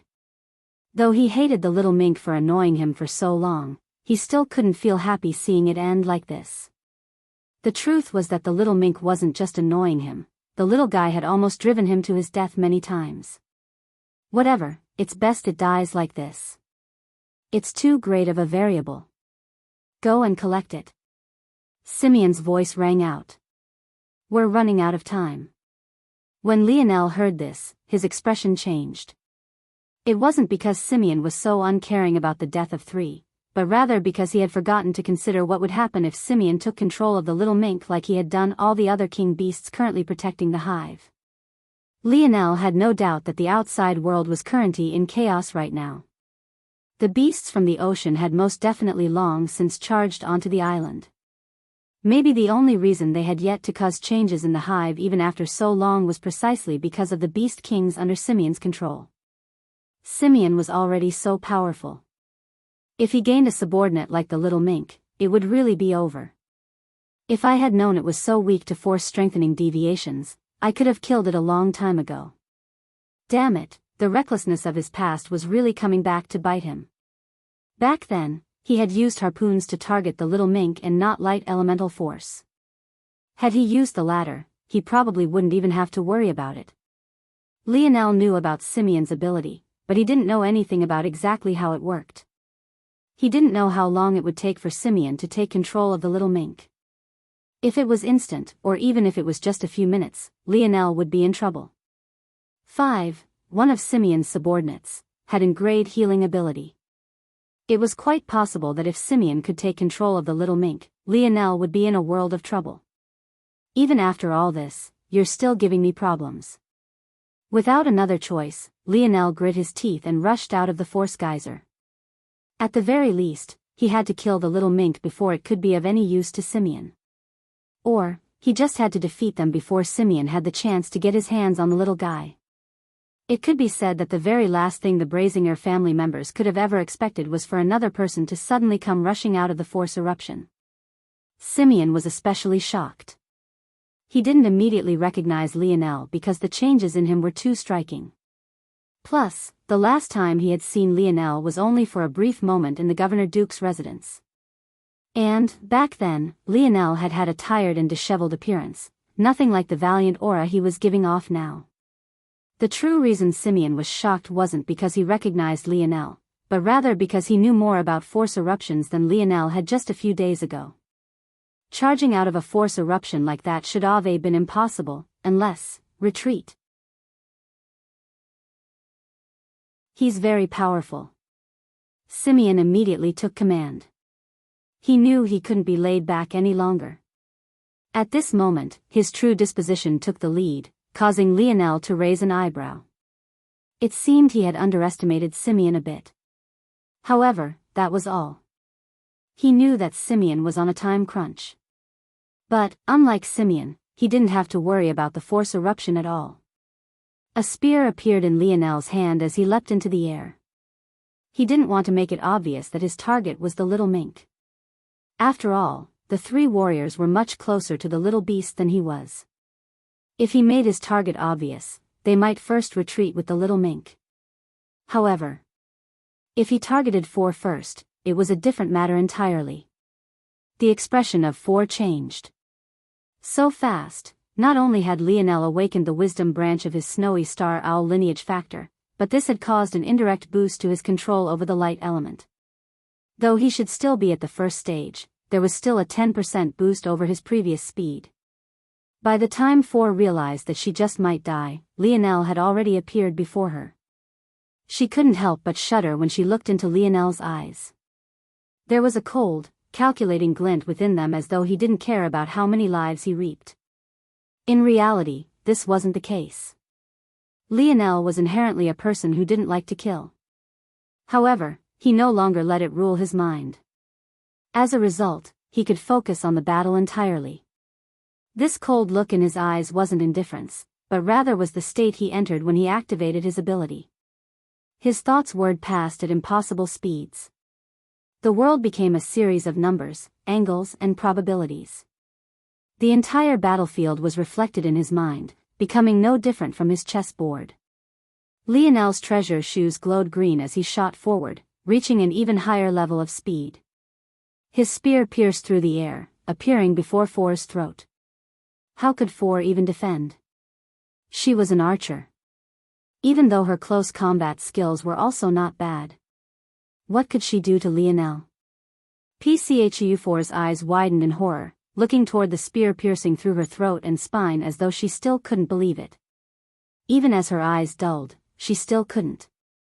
Why didn't I fly away? These were the last thoughts she had. Her shock hadn't come from Lionel's speed or his power, but rather the fact she really hadn't thought of something so simple. How laughable, a veteran of battle like her, dying in such a way. By this point, Tu had also reacted. She completely forgot about the little mink. What did it matter if there was another enemy right before her? But, what happened next shocked her even more. Instead of dodging her whip, Lionel actually reached out a hand to snatch it. Tu thought he had lost his mind, but also inwardly sneered. Was her whip really so simple to catch? Even a normal horse whip could lacerate a human's skin. In addition, she had already assumed that the light beneath Lionel's feet was related to his ability, so he couldn't also have a defensive ability, right? But, reality was cruel. Beautiful bronze runes covered Lionel's hands and forearms as he snatched the whip out of the air. A stinging pain assaulted his senses, yet, other than reddening a bit, his skin wasn't affected in the least. With a single pull, Tu was sent flying toward him. She really hadn't believed that such a thing would ever happen. However, she didn't panic like Four had. The whip around Lionel's arms snaked forward, trying to wrap around him entirely. After all, Tu's ability was metal control. Wasn't Lionel looking down on her too much trying to do this?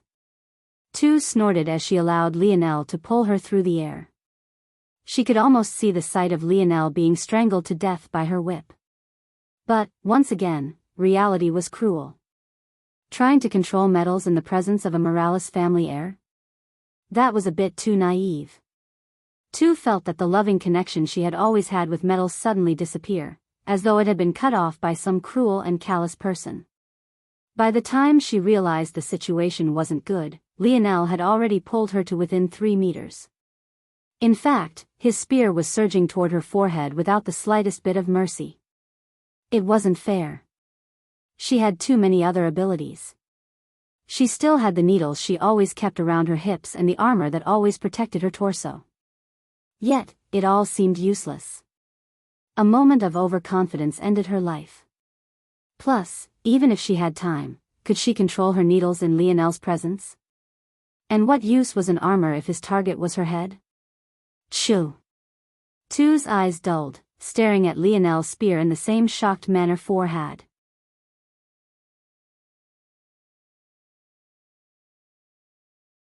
Chapter 199. Lionel landed heavily on the ground, a long breath leaving his lips. His body felt good. He couldn't explain it with any other words. He just felt free and much better than he had ever before. He sent a glance toward the little mink who was currently lying in a pool of its own blood. Forget it, it can't do anything to me in that state anyway. Consider this payback for all that hell you put me through. Whether you live or die is up to yourself. Lionel shook his head. It seemed he was still a bit too soft. But, he excused himself of this folly by remembering that Simeon was standing right before him. This was a much greater enemy. Lionel's gaze turned cold as his eyes met Simeon's through the cracking palace formation. A hardly concealed animosity flickered within him. Simeon frowned. Why did that gaze seem so familiar? Suddenly, a tremble coursed through his body. He had seen that cold gaze before. It was a gaze that pissed him off whenever he thought about it. It's you. If it was anyone else, Simeon's words wouldn't have reached him through the volatile force. But, Lionel heard him just fine. Still. He didn't bother to respond, opting for shooting forward instead. Simeon's expression flickered. Retreat. Retreat. One was an exceptionally tall man. He stood beyond normal human limits, reaching 2.5 meters. Yet, instead of seeming slow and lumbering, he had a sharpness to him that made it seem he was the one of normal height whereas everyone else was too short. He always considered himself to be invincible. At the very least, there shouldn't be more than a handful of people on Earth who could match him in strength while those families were still forced to stay in hiding. So, when he heard his young lord so decisively order a retreat, he felt dissatisfied. It was like the deaths of 4 and 2 had little to no impact on him. In his eyes, he could kill the 2 of them just as easily, if not more so. Young lord, let me handle him. One said confidently. Simeon looked toward one. However, his eyes didn't carry the pleasant surprise one was expecting. Instead, it held a hostile light that made his heart tremble. This young lord ordered you to retreat. So retreat. One was stunned. Was the situation truly so bad? Simeon couldn't be bothered to care about one's feelings in this moment. One had to remember that the dictionary had broken down Simeon's abilities into 2 lanes. Genetic manipulation and reinforced mind, mental capacity several times that of normal individual. Special emphasis on eyesight. Similarly to Lionel, he was able to estimate a person's stats by looking at them. He could immediately grasp that in his current state, there was a high chance that Lionel could suppress and kill one. Though it would take a while, the one commodity he didn't have now was time. In addition, he had noticed the light elemental force that boosted Lionel's speed and the odd runes that coated his hand when he caught 2's whip. Both were anomalies he had no way to account for. All of this didn't even account for the most important matter. Lionel was standing in this environment without the slightest hint of a force skin. Everything led to just one conclusion. They were greatly disadvantaged in this place. Simeon's heart couldn't help but clench when he thought of a possibility. What if Lionel waited until they approached the force eruption to act? Would they even have a chance? Could it be he's an impulsive fool?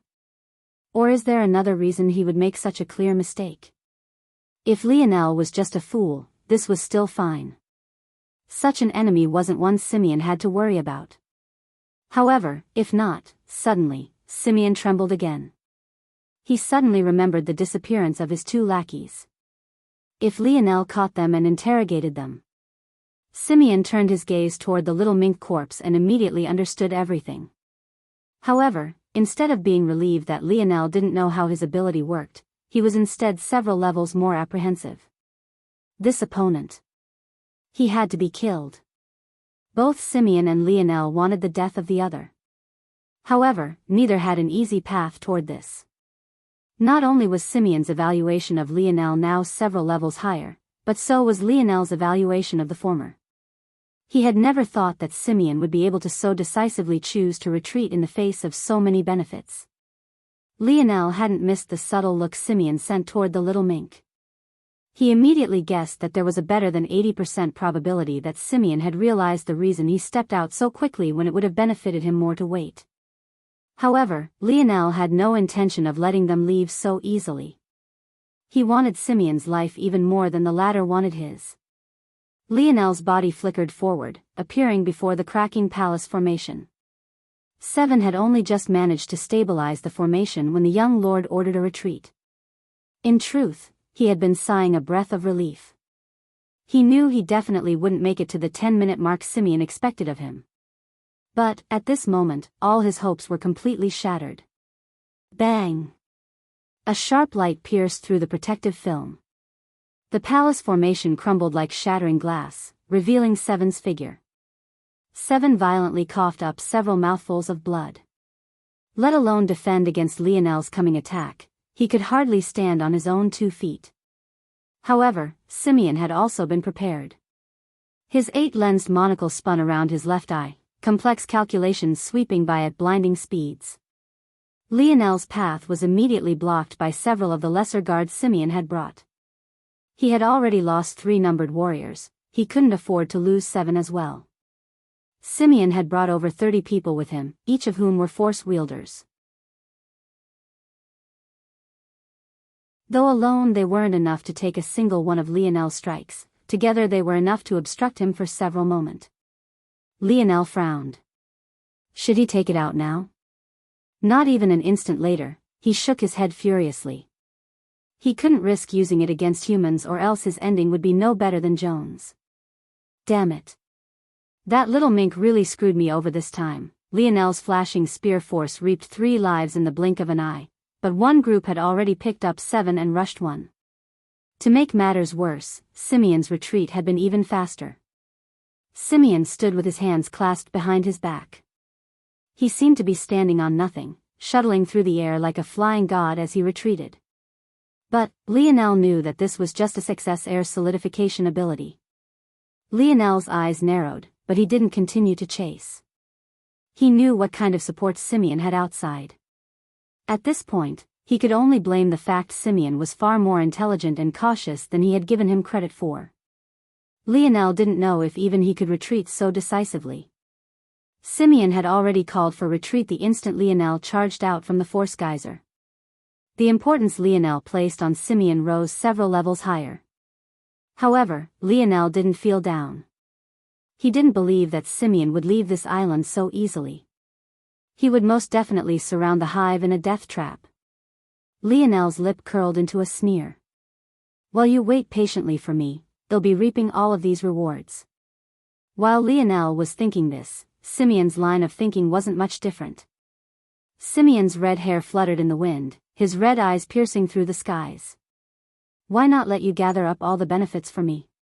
I'll just take them off your corpse.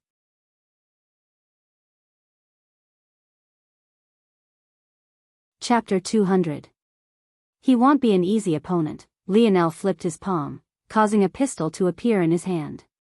As Simeon disappeared through the path toward the valley, he fired off several shots. However, these shots weren't for Simeon at all. Rather, they mowed down several of his subordinates. By the time they disappeared completely, the more than 30 number Simeon had come with had shrunk to barely half of that. Though he could see Simeon's furious gaze, Lionel didn't bat an eye. After they truly disappeared, he turned back, entering the force geyser once again. This time, he didn't hold the segmented cube back any longer and directly allowed it to begin speeding up the growth of the force crystal core. After he came out once again, his first instinct was to begin exploring the other tunnels connected to this mine. The tunnel Simeon went through only led to the valley outside, but the others had a high likelihood of having precious natural treasures. However, he stopped when he crossed over the bleeding figure of the little mink once more. At this point, he was left speechless. Wasn't this little guy supposed to be terribly wounded? Why was it that it seemed like it was just taking a nap? Lionel shook his head. He couldn't allow any more variables to occur. So, he coated his hands with light elemental force, scooped up the little mink, and tossed it into one of the segmented cube's snow globes. He really didn't know what to do with that little mink. Maybe in the future when he grew powerful enough to be confident in easily subduing it, he could let it go free. After dealing with these matters, Lionel's smile returned. There were 12 hours until the segmented cube accomplished its task. And this wasn't necessarily a deadline for him either. Lionel grinned. Consider this as a bit of payback, old man. Who asked you to bully me for so long? Lionel wouldn't feel the slightest bit bad about robbing the Slayer Legion blind. Old Hutch could only blame himself. Lionel dashed toward the closest tunnel, having stored numerous snow globes within the spatial bracelet. He followed the tunnel's winding paths, relying on the dictionary to detect precious ores. It wasn't very long before he gained rewards for his efforts. Evolution ore. Herb ore was an important foundational ore and provided the basic network of strength most force crafts needed. Evolution ore worked similarly in that it strengthened ores, but its use was more miraculous. Depending on the ore kind, it could serve all sorts of functions. It could fuse two separate ores to create a new ore sharing both characteristics. It could be applied to a single ore and boost its effects compared to others of its ore family, and it could even be used as a catalyst to speed up ore growth. Much like herb ore, evolution ore was one of a kind. There was only one kind of it, but it was separated into many different stages. The evolution ore Lionel found was Black Evolution Oregon. So, it could provide such effects on any black grade ore and below. In translation, this meant any ore within the fourth dimension and below. Lionel was happy with this harvest. This vein of evolution ore had enough essence for 7 pieces. Essence was a unique concept that only applied to certain rare natural treasures. It was a method of calculation. Essentially, for an evolution ore to achieve its basic effects, it had to have a certain amount of this essence. The reason why this was important was because of the fourth ability of Evolution Oregon. If 10 pieces of Black Evolution ore were fused together, they could form Bronze Evolution ore. If 100 pieces of Bronze Evolution ore were fused together, they could form Silver Evolution ore. In order for a piece of ore to count as one, it had to have enough essence. There were very few things that could combine things of lesser quality to form treasures of higher quality, but evolution ore was one of them. If I could find more evolution ore, just enough essence for 3 more, I would be able to use a 5th dimension ore as the foundation for my divine armor. Lionel's eyes lit as though they had caught on fire. The 2 core abilities of his metal synergy lineage factor were divine metal absorption and divine armor deity. The second was the very reason why the Morales family had evolved to become such good force crafters as well as warriors. Divine metal absorption allowed one who had awakened their lineage factor to absorb metals to strengthen themselves. This wasn't a foreign concept. After all, Lionel had been looking for the special vein or dimensional cleanse mentioned. That vein ore would have allowed him to strengthen his force pathways. However, whereas a normal person would only be able to absorb these very special and niche ores, the Morales family wasn't limited by this at all. The special vein ore, known as force vein ore, and specifically black force vein ore for Lionel's current needs, could only be considered normal in strength. The only reason it was so sought after was because its special properties allowed normal force cultivators to absorb some of its essence. However, Lionel could absorb much stronger ores and strengthen his force pathways with metals others couldn't even imagine using. This ability was already enough to explain why the Morales family could stand so tall. If someone's body was as strong as metal, was it even possible to harm them? This was completely unlike the grade invalid Lionel had met before because this would also encompass Lionel's inner organs. However, what was most shocking was that this wasn't the Morales family's only earth-shattering ability. It could even be argued that divine armor deity was more exaggerated. As long as one opened the 4th door of the metal synergy lineage factor, it would be possible to absorb metals to strengthen one's self. However, one needed to open the 7th to gain the right to build one's own divine armor. This ability could be considered the fusion of a force crafter and a warrior's dream. It allowed one to forge one's own divine armor and make it a part of one's body. This meant that even without a spatial treasure, one could summon their divine armor to protect their body as they pleased. What made this even more exaggerated than the metal absorption ability was that divine armors allowed a Morales family member who had opened the 7th door the power to share abilities with the ores they formed their divine armor with. If they absorbed a wind elemental vessel ore, depending on the quality, they would just as easily gain wind elemental force strengthening deviations. The more exaggerated the abilities of the ore, the more powerful the divine armor would become. Of course, one had to be exceptionally careful with what they chose to make their divine armor out of. After all, it was impossible to be a master of all. If one made their divine armor a hodgepodge of ores with no clear direction, you'll only end up being a jack of all trades without any sort of real power. The reason Lionel was so excited was because opening the 9th door gave him the right to attempt to absorb and use quasi-fifth-dimensional metals into his divine armor. But, his father had left him behind a note that made his thoughts run wild. If he used evolution ore as the core of his divine armor, it might be possible for him to form a 5th-dimensional divine armor while his body was still in the 3rd dimension. After all, one mustn't forget that Lionel was still currently forming his foundations to enter the 4th dimension. Lionel's heartbeat quickened. Though divine armor could easily be discarded and reformed, it was best to pour one's heart and soul into one for each major tier of power. If Lionel managed to have such a good starting position, it wouldn't be necessary for him to discard his divine armor until he entered the 5th dimension. However, he was getting ahead of himself. He still needed to design his armor, and he still hadn't decided what ores he would use either. Plus, just because he found 7 evolution ores here, didn't mean he would definitely find another 3. Who knew how long it would take? There was one last problem as well. According to his father, this was all just a theory, even he hadn't tried it out yet. He hadn't had the computational abilities to think of it when he was young, and by the time he realized it was feasible, the evolution ores he needed for his tier of power were simply too rare. Who was to say his old man wasn't screwing him over again?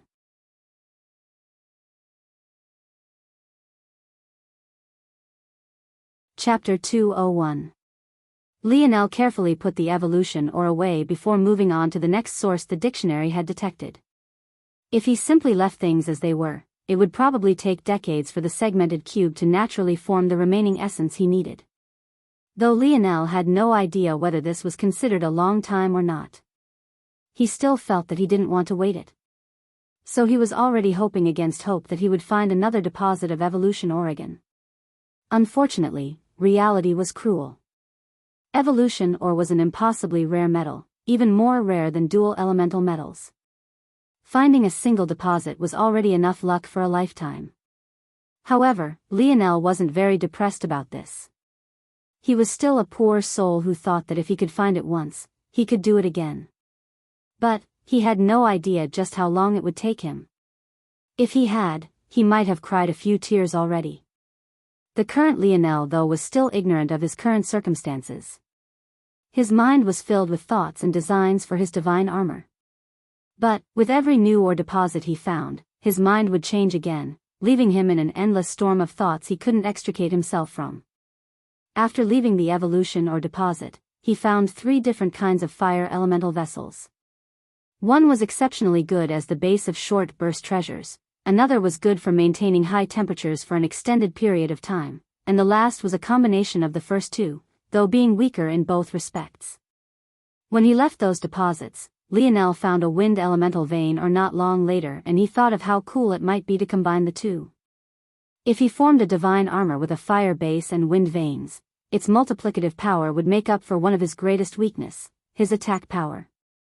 It was a shame. Lionel had what was likely the strongest ability on Earth, but he was still at a disadvantage purely because his was of the sensory type. Toward this, he could only feel helpless, so he thought it might be a good idea to form a divine armor that could make up for this. However, soon after that Lionel found another wind elemental vessel. Lionel was quite familiar with wind elemental vessels. After all, the first ore deposit he had found after coming here was the Whispering Breeze ore. This wind elemental vessel was known as Fluttering Leaf ore.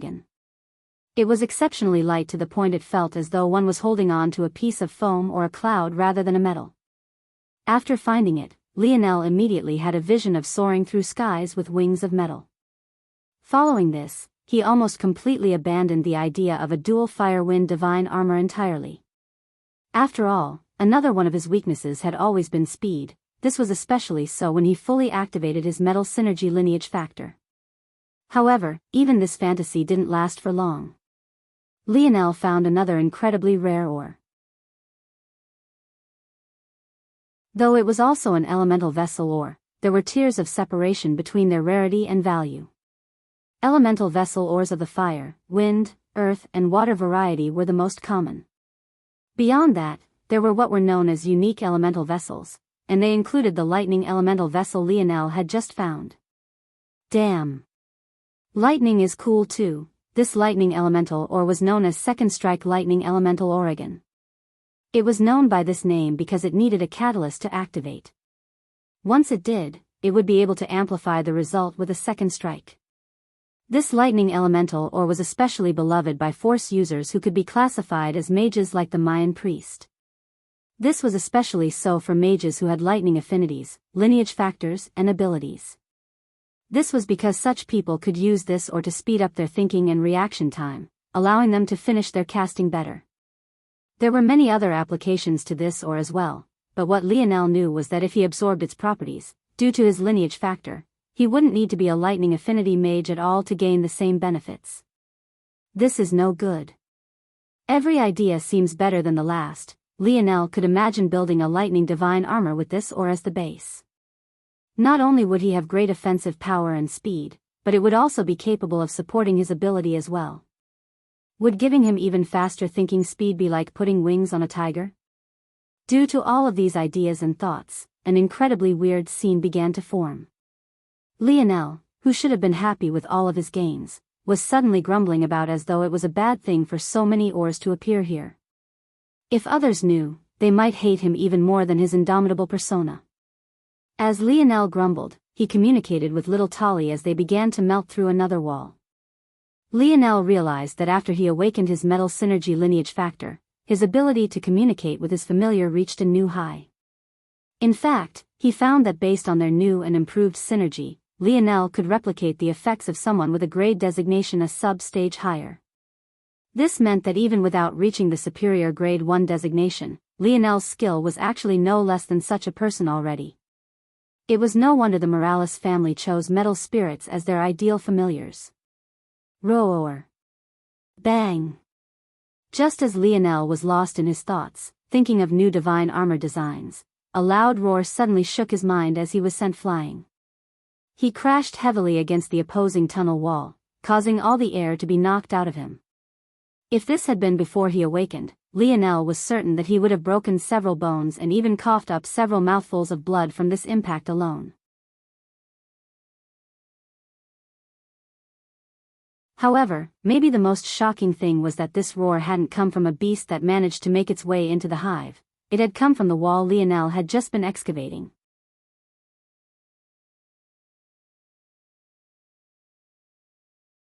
Chapter 202. Lionel heavily crashed into the ground, but his eyes never left that faint light beyond the crack in the wall. Domain ore. Lionel breathed out a hot breath. Normal ores could only contain their special properties within the walls of their bodies. Whether it was elemental vein or vessel ores, there was no way for them to show off their might outside the actual materials they were formed out of. However, domain ores were different. Not only did they have special properties, but it was also able to project those special properties into the outside world. This manifested as an aura that could send even Lionel flying. In truth, the runes of the metal synergy lineage factor also had this effect. Once one opens the 9th door, one would gain the Force Halo runes. These runes manifested a domain that asserted an air of dominance. It was due to releasing a bit of that dominance that Lionel could suppress Tu's ability. There were also other applications of it, like forming a gravity domain as well. Though, in Lionel's current state, he wouldn't be able to activate it for long. This domain or Lionel had stumbled upon had roared, sending Lionel flying. There was no doubt it was exceptionally powerful. The highest grade ore Lionel had found to this point was a Tier 7 black ore. The second strike Oregon ores like the evolution ore and the herb ore were considered unranked. This was already a great boon for Lionel. However, for this ore to be so powerful even through such a small crack, it was at the very least of the Tier 8 black grade. The other ores couldn't really harm Lionel. As long as he was careful, with how high his affinity for metals were, he wouldn't receive any backlash. But, clearly, domain ores were different. They were among the most dangerous ores to gather. Lionel took a deep breath and stood, walking toward the crack again. This time, he released his lineage factor fully. He could feel his blood seething as thrown his entire body had been through into a furnace. Beautiful bronze runes appeared across his body, forming a crown on his forehead and soon, even forming a halo above his head. Gusts of winds kicked up around him as the bright lights of the domain dimmed. It was as though it sensed a threat looming over it, so it retreated as quickly as it appeared. Lionel was quite shocked by this outcome. He had thought it would be more difficult. But he wasn't complaining. Though he found the violet lights around his body now to be quite beautiful, he didn't think it was out of the norm. At the end of it all, he was still a bit in the dark about such things. Soon, the ore was exposed completely, bearing its full nature for Lionel. As expected, it's a soul-type domain ore. Lionel shuddered. If his mind hadn't been reinforced by his snowy star owl lineage factor, he would have suffered far more. This domain ore was another favorite of mages. Lionel didn't know much about that world, truth be told. All he knew was that this was a top-class material for crafting wands and staffs of the like. It could amplify soul force attacks. Lionel had been correct. This was a Tier 8 black grade ore known as Howling Tiger Oregon. It's a shame that it's an attack-type soul domain ore, or else it would amplify that treasure by several levels. Lionel took a deep breath and carefully put the ore away. He no longer dared to be as absent-minded as he was before. And he also realized now that these gains weren't a joke either. If any of these ores appeared in a knowledgeable world, who knew how many would fight for them? Lionel found it shocking that the Slayer Legion would treat this place so casually. Was it that they didn't know? Or were they that negligent? In the end, Lionel had to admit he had a striking advantage. How many treasures were as good as his dictionary at finding these deposits? But, at the same time, he affirmed to himself to keep these gains a secret. Even though he didn't feel bad stealing from the Slayer Legion like this, after all, he would be saving so many of their young geniuses very soon, there was no need to tell them anything about it. I've spent a lot of time here, the core should almost be matured. I should head back. Unfortunately, Lionel didn't find any more evolution ores, nor did he find another garden like he had earlier.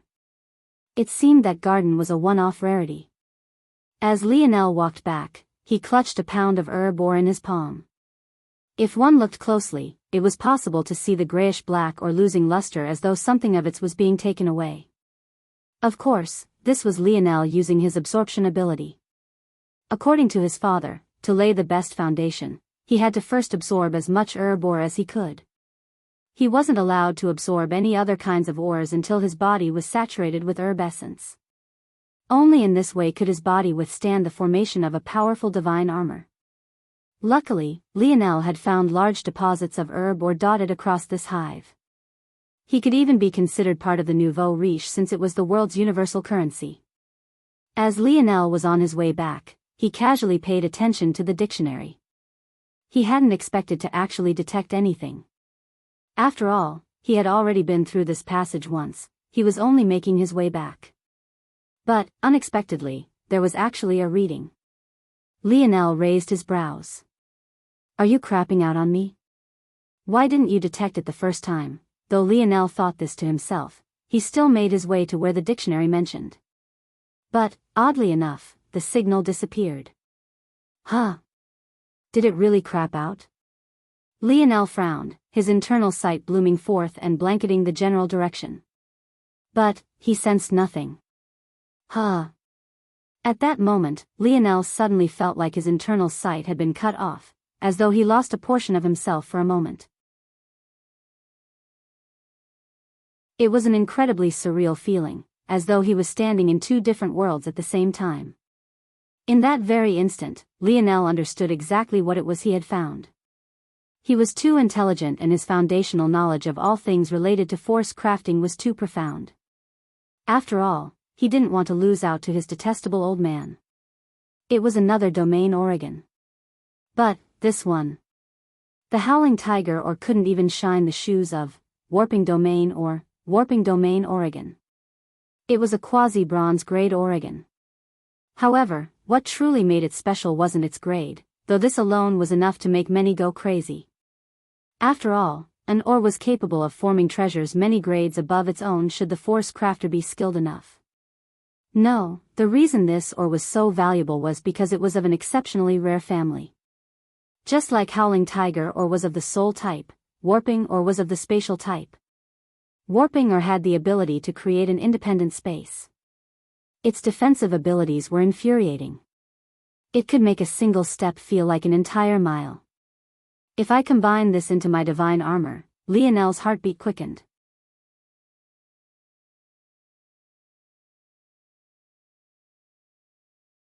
Chapter 203. Outside the hive, the world could only be described as anarchy. The corpses of beasts filled the islands and oceans, causing the salty winds to carry a grotesque metallic fishy scent with it that made one's heart shudder. As expected, the oceanic creatures had completely lost their minds, rushing for the Project Hunt Island without any sorts of reservations. Unfortunately, many of them were completely unable to do much of anything on land. This truth led to a tragic scene. Many animal carcasses lay near the shore. Large and small fish and once majestic sharks lay dead, rotting in the open air. Beside them, even those creatures that could breathe air like whales, eels and dolphins found themselves without the ability to move on land, leaving them completely stranded. However, this reality didn't stop them at all. Even now, many were still struggling, madly swinging their tails and fins as they tried to inch just a bit closer to their target. This scene played out all across the island. Most of the creatures fell near the shore, but some managed to travel deeper, causing the dense forests to be littered with corpses. All of this alone was enough to paint the picture of the cruel reality wrought by the force eruption, but things further in were even worse than this. Not all the beasts were stalled by their immobility. Among them, there were still creatures like crabs, lobsters, frogs and turtles that made their way through. Many of them were freshwater creatures that still somehow managed to make their way to this place, making it all the more obvious just how wide the effects of the force eruption had reached. Beyond them, there were other creatures who normally wouldn't be able to make it this far who managed to awaken abilities that broke past their usual limitations. This resulted in scenes of fish swimming through the air, unwilling to allow anything to stop them from reaching their destination. But reality only grew more cruel. Even when these creatures managed to pass the initial barrier, they were met by yet another. Many creatures died trying to pass over the valleys. They lacked the intelligence of humans and didn't even consider trying to find another path forward, only believing they had to follow their senses toward the dense surge of force. Corpses began to pile up within the valleys as beast after beasts fell to their deaths, their agonizing screams being the only marks they left on the world in their final moments. This should have been enough. By now, the number that had died touched the tens of thousands. Many of these beasts didn't have great abilities or power, they only came here seeking out a chance and they paid for it with their lives. But things still somehow managed to get worse. There was a small percentage of beasts that did manage to make it through. But, instead of being rewarded for their efforts, they were met by a legion of beasts left behind by Simeon. Another bloody scene was left. How could those beasts compare to the organized assault of the Beast Kings? They were just a loose pile of sand, sporadically entering the center of the island without a thought other than getting closer to the source of force. Even with the Bear King dead and the Spider King heavily injured, the beasts were slaughtered one after another. At least, in the beginning. Though the Beast Horde couldn't compare to the Beast King Legion, what remained true was that there were just too many of them. While each Beast King only had 100 or 2 under their control, the beasts came in tides of a few hundred each time. If it wasn't for the fact the Beast Kings only had to defend one direction thanks to the valleys and that most of the Beast Horde couldn't compare to the Beast Kings in strength, they would have already been overrun. Even then, after a week of this, the Spider King finally fell to his injuries. A week after that, it was the Tiger King who fell. With each successive death, the protective army grew weaker. The loss of a Beast King also meant that their legions would scatter as well, losing their minds just like the horde of beasts that was attacking them. This is madness. A familiar young girl stood on the branch of a tall tree outside the center of the island, looking forward as though her eyes could pierce through everything. On the opposite side of the same tree, a familiar young man stood as well, shaking his head. I knew that a force eruption could cause a lot of trouble in a low-level world like ours, but I still didn't think it would be this bad. It can't be helped, the beasts haven't fully developed their intelligence yet. The girl mumbled. The higher level the world, the rarer and more valuable force eruptions were. But, at the same time, it would come with more intelligent beasts who could think and reason just like humans could.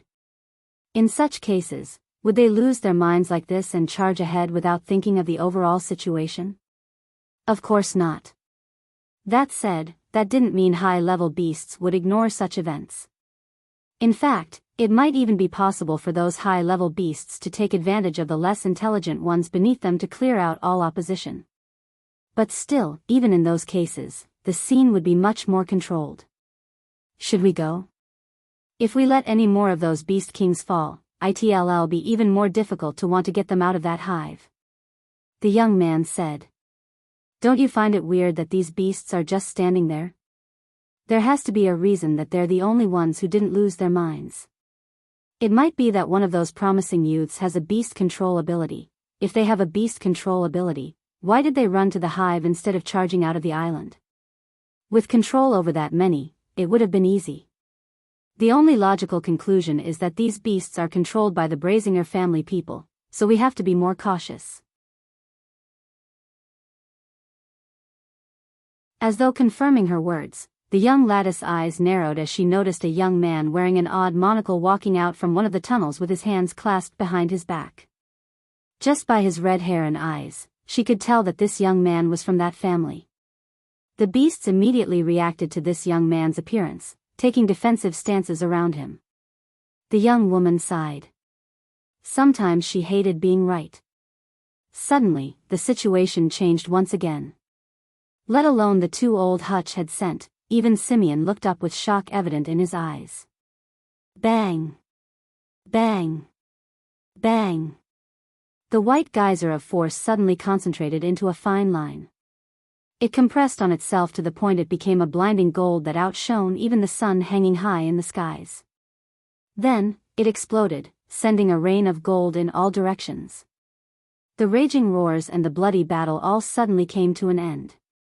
In fact, everything, including the young man and woman, Simeon and even the beasts, sat on the ground, closing their eyes in meditation. For those few moments, it felt as though everything in the world was clear to them.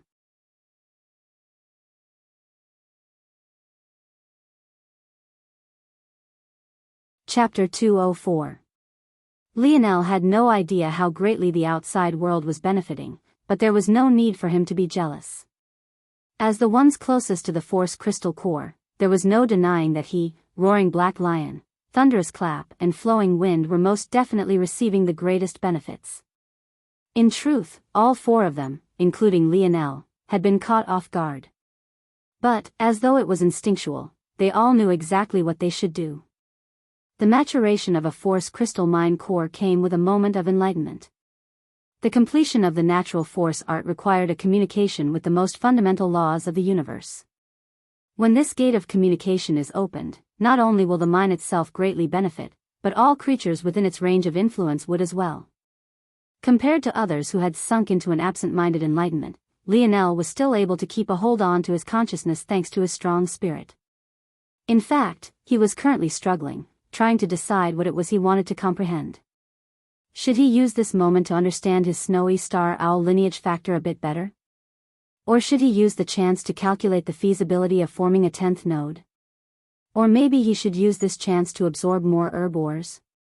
In this state, cultivation should be much faster as well, Lionel's mind spun. He even entered his dream world, splitting into 9 clones and thinking in 9 different paths. After his spirit gained such a big boost, he was capable of this now. In fact, he had thought he would be capable of far more than this, but it seemed that this was his limit. Suddenly, Lionel jolted. His eyes snapped open and he looked toward the Force crystal core like a hungry wolf. The core was shining with beautiful rainbow lights that were tinged with a bit of blackness. This blackness made its 4th-dimensional grade very obvious. However, what Lionel was focusing on wasn't the lights, but rather the complex runes that swarmed its body, exuding a majestic aura. Lionel had already felt that natural force arts were magical things. Not very much could catch his interest, but this was definitely one of those things. It had taken him 2 days to dream sculpt a mere third-dimensional natural force art. And, though he didn't know what benefits it would bring him in the future, he had a feeling that when he completely grasped it, the possibilities would be unimaginable. But this natural force art was on a completely different level. Not only was it fourth-dimensional, but it was currently still connected to those enigmatic laws of the universe. If it was during any normal time, Lionel wouldn't dare to try to dream sculpt it. Who knew how many years, decades, or maybe even centuries it would take him? But right now, Lionel's heart steeled as he resolved himself. He knew this was a gamble. If he focused on his snowy star owl lineage factor, he could probably awaken both the speed and healing branch. The benefits of such a thing would not be small by any stretch of the imagination. But, he felt something calling to him. Days later, Simeon opened his eyes. Though there was a trace of happiness there, it also carried with it a bit of regret. How could he have expected that the core would mature so soon? Had he known, he wouldn't have spent hours leaving the hive to prepare for Lionel. What worth did Lionel have to him in the face of such benefits? He could only grind his teeth in anger. Lionel was definitely the closest. This would make things far more complicated now. He was already so powerful to begin with. Simeon had always been decisive. Without hesitation, he chose to leave, not even turning back to explain himself to his subordinates. Though one was greatly dissatisfied, so what? One could only wield so much power to begin with thanks to him. If he forgot his place, he could always be replaced. Lionel could have never imagined that Simeon would make such a choice. In fact, he even had a shuttle prepared, one not very different to the one used by the wormen who had attacked Lionel and Aina. By the time Lionel left the hive, he was stunned to find that Simeon was nowhere to be seen. After deducing the likely reason why, Lionel couldn't help but grow even more serious. Simeon had no idea that Lionel's combat prowess hadn't risen at all due to his choice back then, but the fact the former still chose to leave without hesitation caused Lionel to have no choice but to respect him no matter how much he hated him. Lionel took a deep breath. The bright side is that this makes things much easier. There's nothing that can really stop me from leaving this place. Thanks to the segmented cube reaching phase 2, he finally had enough space to hold everybody, so all the youths were with him. Now that Simeon wasn't here any longer, things would be even easier. Unfortunately, Simeon left behind the Beast Kings, causing Lionel no small shock. This man really didn't care about the power of the Beast Kings? Even though there were only 3 left, they were still all S-grade elites. Their strength could be considered among the topmost on Earth. What Lionel didn't know was that these beasts were only the overlord of this B-sector Project Hunt Island. However, even without knowing this, Lionel added yet another point to Simeon. If things kept going like this, he might as well call that bastard master the next time they met. Just when Lionel was about to resolve himself to charge through these beasts, his eyes suddenly narrowed in a certain direction. Huh? He noticed me from this far away? The young woman was stunned. It had to be said that they were at least 20 kilometers away. The only reason she could see so far wasn't due to her ability, but rather because of a force technique she practiced. But, she didn't sense Lionel circulating any force, so how had he done it? Bring us over there, Badger. Over there? You can't mean you want me to fly, right? That's dangerous. Idiot, all the flying beasts descended from the skies after the core matured. It's safe to go up there now. In fact, if we don't do it quickly and their enlightenment ends, it'll be even more difficult to leave this place. Alright. Badger took a dignified step forward, wings bursting from his back. They radiated a majestic silver light. But, what was the most striking about them was their size. Each dwarfed their owner, spanning over 5 meters in each direction. To his back, one could faintly catch the divinity of a rock.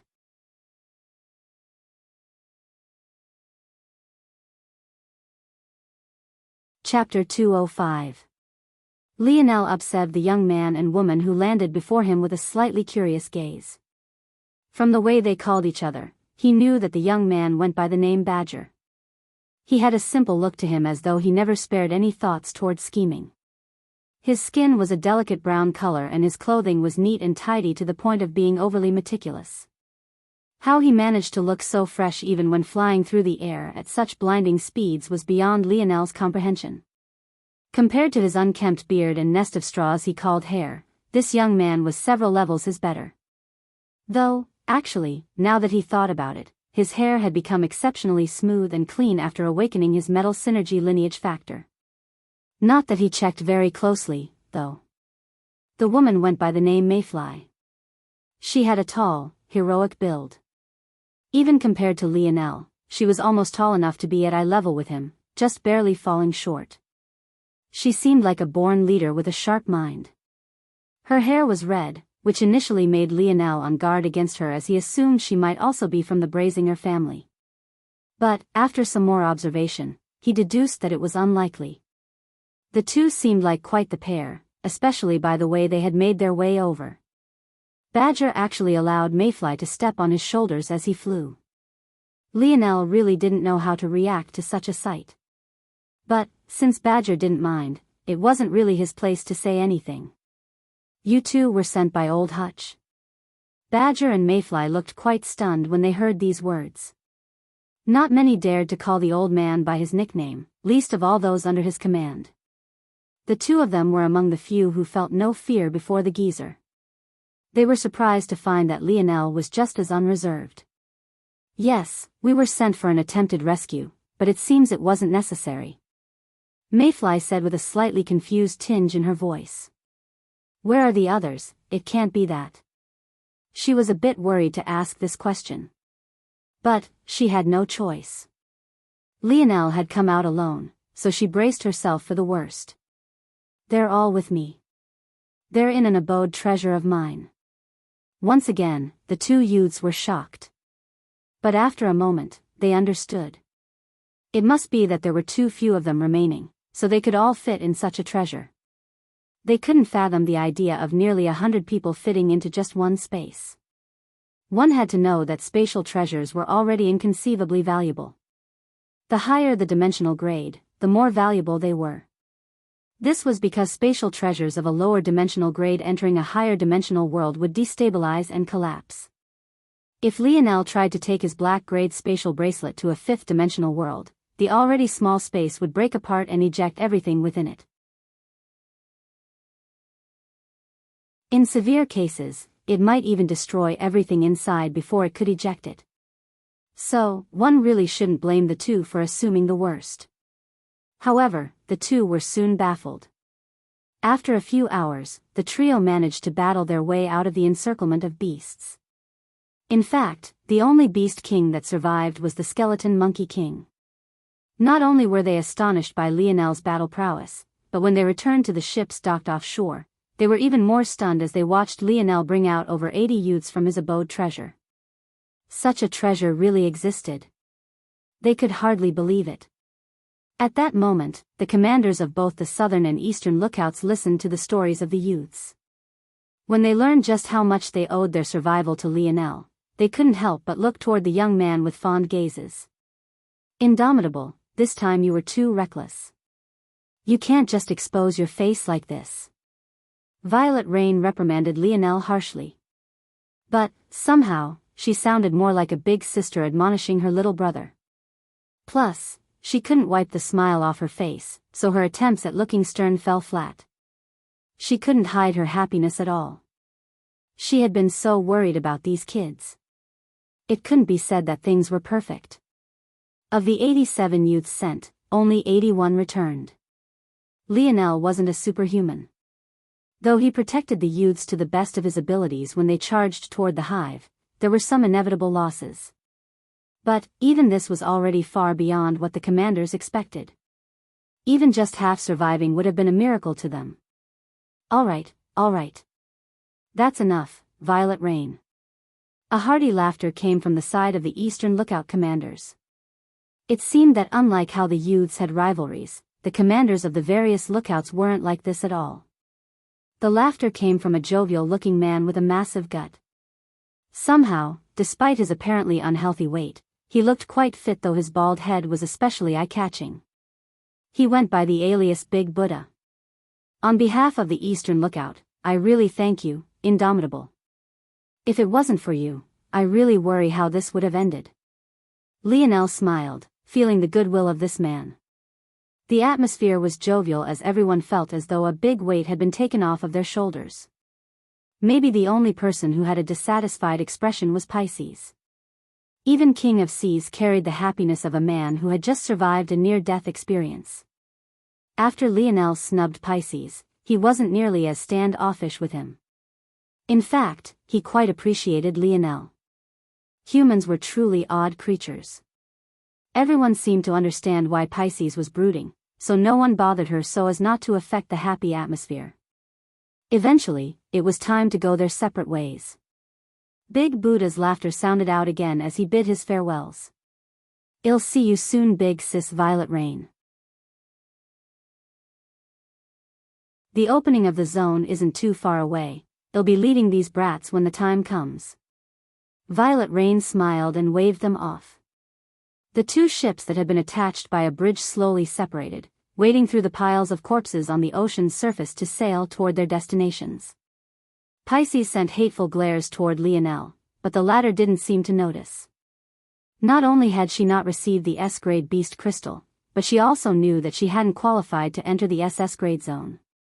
According to the tallies, it was Lionel, Flowing Wind and Thunderous Clap who ranked first, second and third respectively.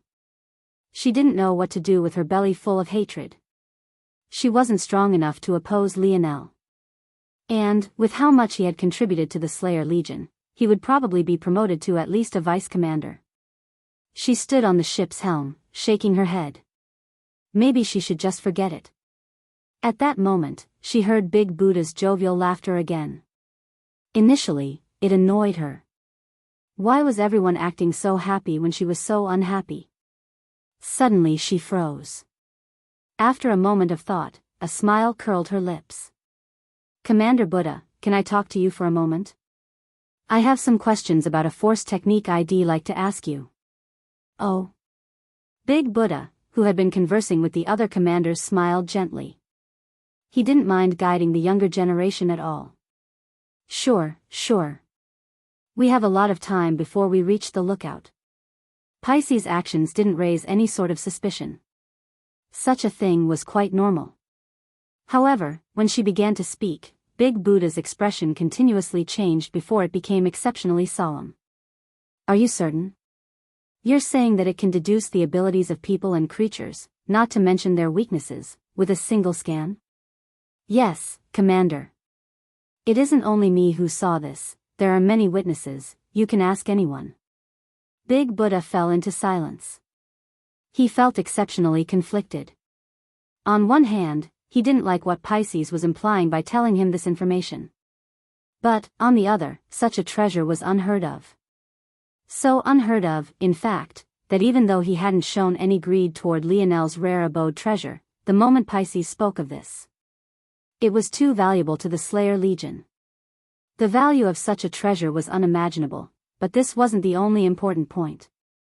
It was said that the first 4 to clear a zone received special rewards. This was because the world spirit was taken by another person many decades earlier. The Slayer Legion already knew of who was second, third, and fourth. However, not a single person in the world was aware of who was first.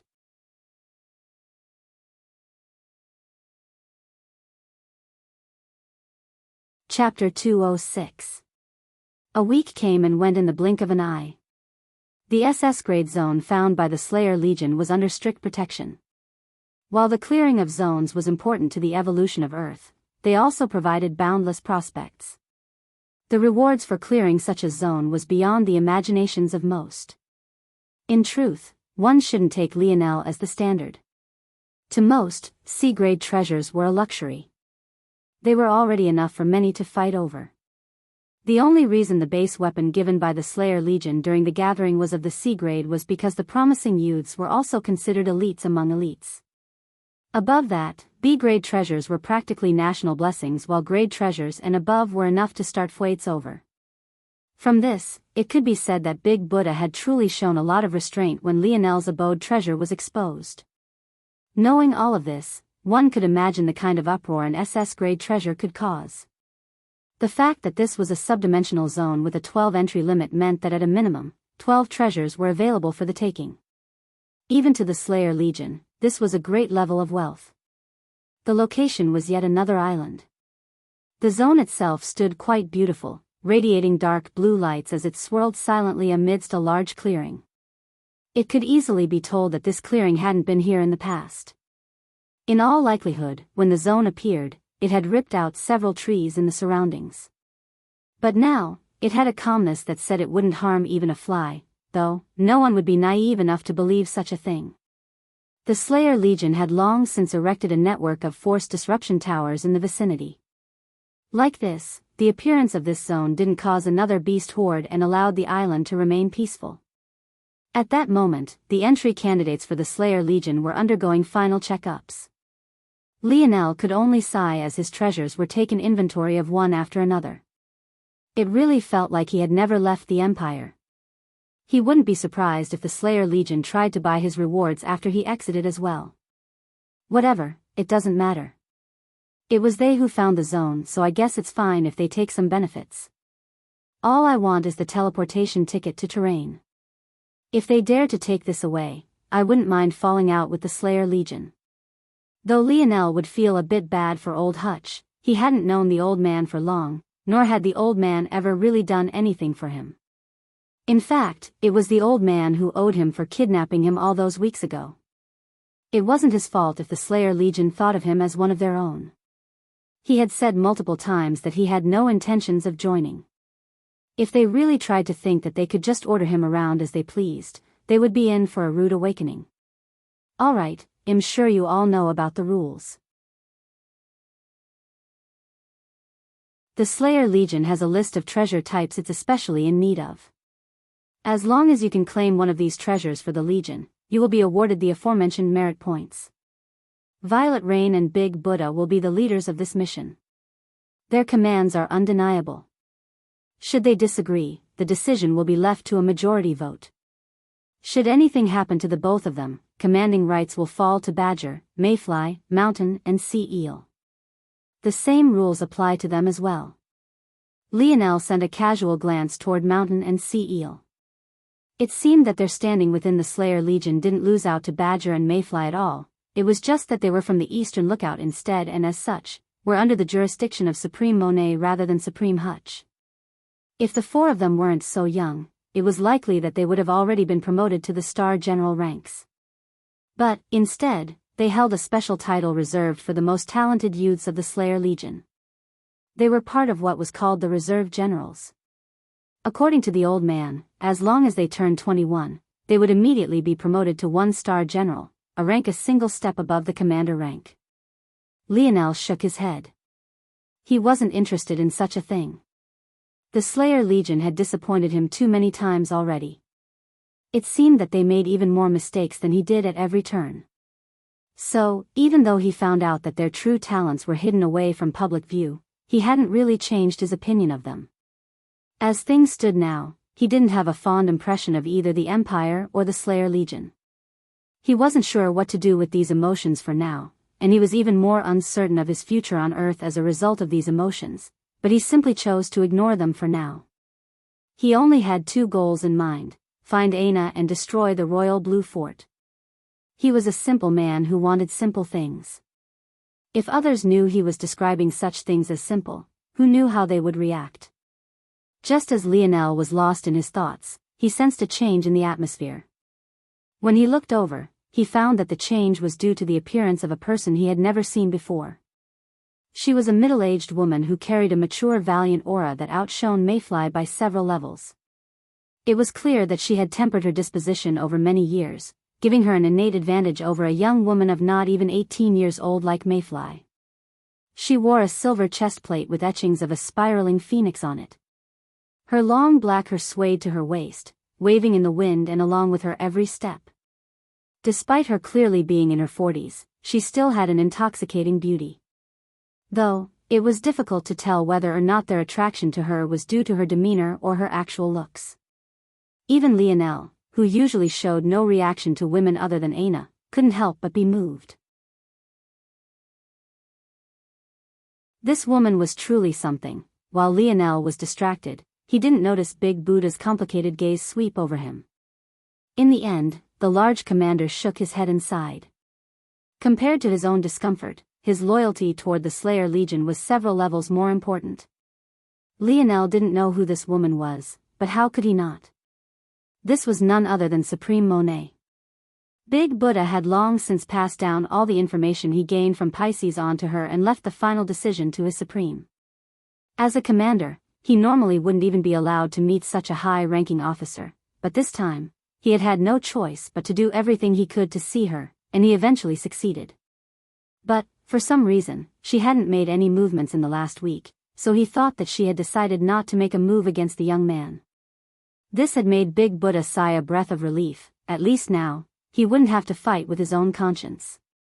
Unfortunately, it seemed that rather than not acting, his Supreme had actually been waiting for an opportune moment. Who is Lionel Morales? Supreme Monet's voice was just as valiant as her appearance, making one inadvertently want to follow her every command.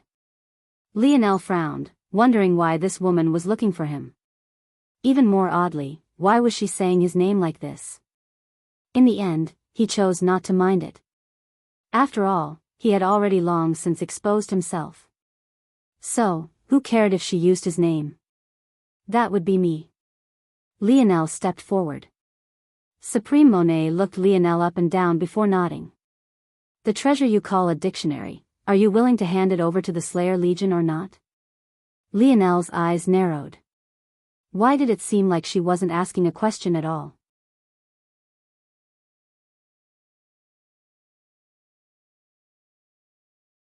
Chapter 207. Lionel observed Supreme Monet for a long while. He didn't seem to be in any sort of rush to answer, a response that was quite shocking to many. If others were in his situation, there would be one of two reactions. The first would be to immediately agree. After all, the authority of a Supreme wasn't something most were able to ignore. The second option would be to explode in anger. There was no shortage of people who thought Monet's actions were excessive. In fact, those who knew how the relationships of the top echelon worked felt even more pity for Lionel. Knowing that Lionel had Hutch's backing, it was only a matter of course that Monet would wait until this moment to ask this of Lionel. If she went to the Eastern Lookout to ask such a question, old Hutch probably would have sent her packing. For that madman, it wasn't even a matter of whether or not Monet's ask was appropriate or not, it was entirely about his own face. However, Lionel's response was exactly the last thing they could have expected. Aside from a slight frown in the beginning, he hardly reacted to the words at all. In fact, even Monet herself frowned slightly seeing Lionel's response. She had been prepared for either of the two obvious responses, but this wasn't something she had been ready for. To make matters worse, it seemed that this young man wasn't intimidated by her gaze or presence. He calmly scanned her up and down as though he was observing any other normal stranger he was meeting for the first time. Eventually, just when the silence was beginning to weigh too heavily on everyone's chest, Lionel finally spoke. Sorry. The dictionary was left to me by my father.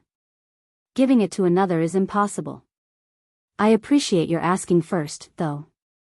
There didn't seem to be anything wrong with Lionel's response. Monet asked a question and he responded appropriately. So, why did they feel so embarrassed? Monet narrowed her eyes slightly. Seeing that the situation was turning bad, Big Buddha, who had guilt eating at his heart this whole time, couldn't help but step forward to try to mediate. Lionel, Supreme Monet is only thinking about the bigger picture. Your treasure is too valuable. If it fell into the hands of the Empire, it could lead to a catastrophe. But, if it was in our hands, the chance would have to overturn their oppressive rule would skyrocket. At this point, Violet Rain, who had been shocked by the sudden change the situation, suddenly felt she understood something after hearing Big Buddha's words. Once she did, she couldn't help but turn a disappointed glance toward her longtime friend. Lionel swept a glance over Big Buddha. "Oh." Lionel nodded. However, just when Big Buddha and the others wanted to sigh a breath of relief, thinking that Lionel understood, his next words caused them to freeze. "But, I honestly don't see much of a difference between you all and the Empire though. I can't tell that there would be a difference in outcome no matter who gets their hands on it." In the beginning, Big Buddha was shocked by what he was hearing. It wasn't just them, everyone here was shocked. They all saw themselves as a righteous faction fighting for the people. When had someone ever said such words to them? First there was shock, then there was rage. Big Buddha's guilt seemed to completely vanish. At the same time, even Badger and Mayfly, who had had a good impression of Lionel, frowned deeply toward his words. Such a reaction didn't change even when flowing wind and thunderous clap were taken into consideration. This could be expected. These youths were indoctrinated by the Slayer Legion since their birth. And, those who hadn't had parents and relatives who suffered at the hands of the Empire. Lionel's words were like a slap to their faces. However, Lionel felt that he had observed the Slayer Legion for long enough to feel quite confident about his words. He really didn't feel that there was a difference at all. At this point, Lionel didn't really care what happened. The zone was right in front of him. He didn't believe that anyone here could stop him from entering it. It was too close and his power was too great. This wasn't a case of the strong oppressing the weak. Earth's metamorphosis just began. Most people started at the same starting line. Even though Monet was more than double his age, it didn't make a difference.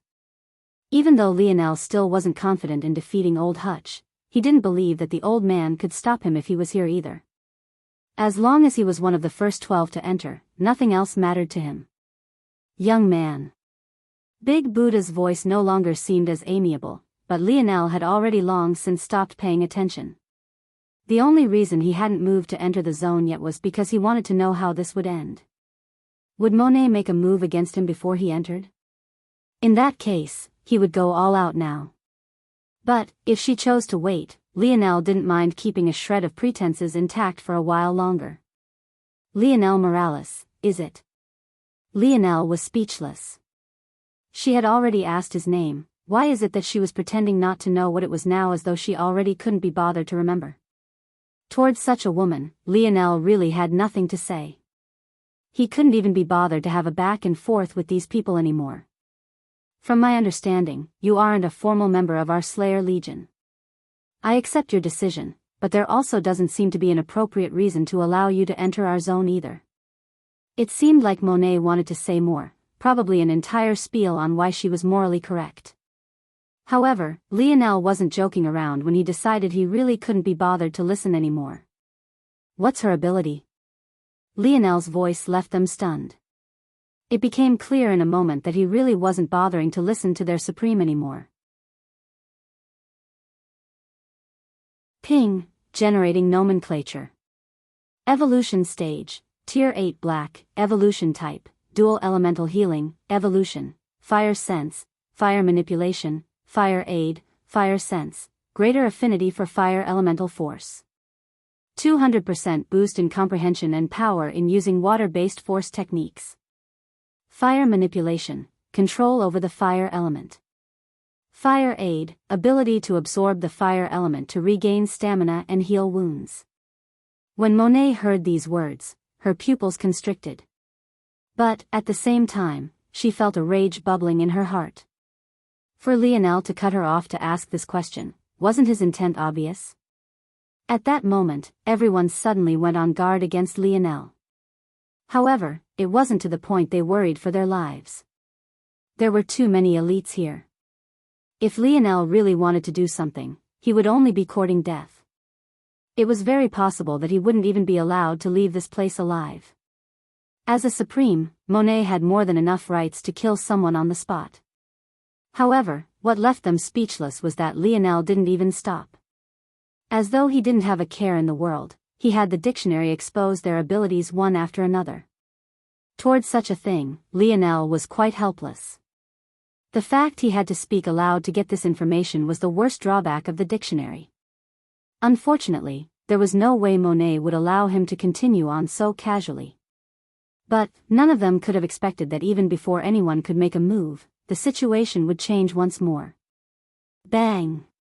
Bang! Bang! Haha. We really have to thank the Slayer Legion this time. Finding an SS grade zone couldn't have been easy.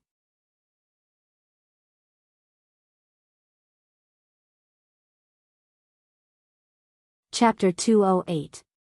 At that moment, there was movement in the skies above. In order to hide this place from prying eyes, the island had been covered in dense clouds. In fact, it wasn't just the island, but the surrounding tens of miles as well. With a single glance, even someone who wasn't quite informed could tell that these clouds couldn't have possibly formed naturally. It was obvious to Lionel that this was related to someone's ability. Thanks to this, the island had been shrouded in a perpetual darkness even though it was midday. Maybe it was in part due to this that the atmosphere from earlier felt so oppressive. That said, the clouds served no other purpose aside from concealment. They didn't seem to have any offensive or defensive ability, so when the uninvited guests descended from above in a silver ship, the clouds were completely unable to stop their descent. The clouds moved aside and quickly reformed, revealing a small boat of about 5 meters in length. Its deck carried 6 people.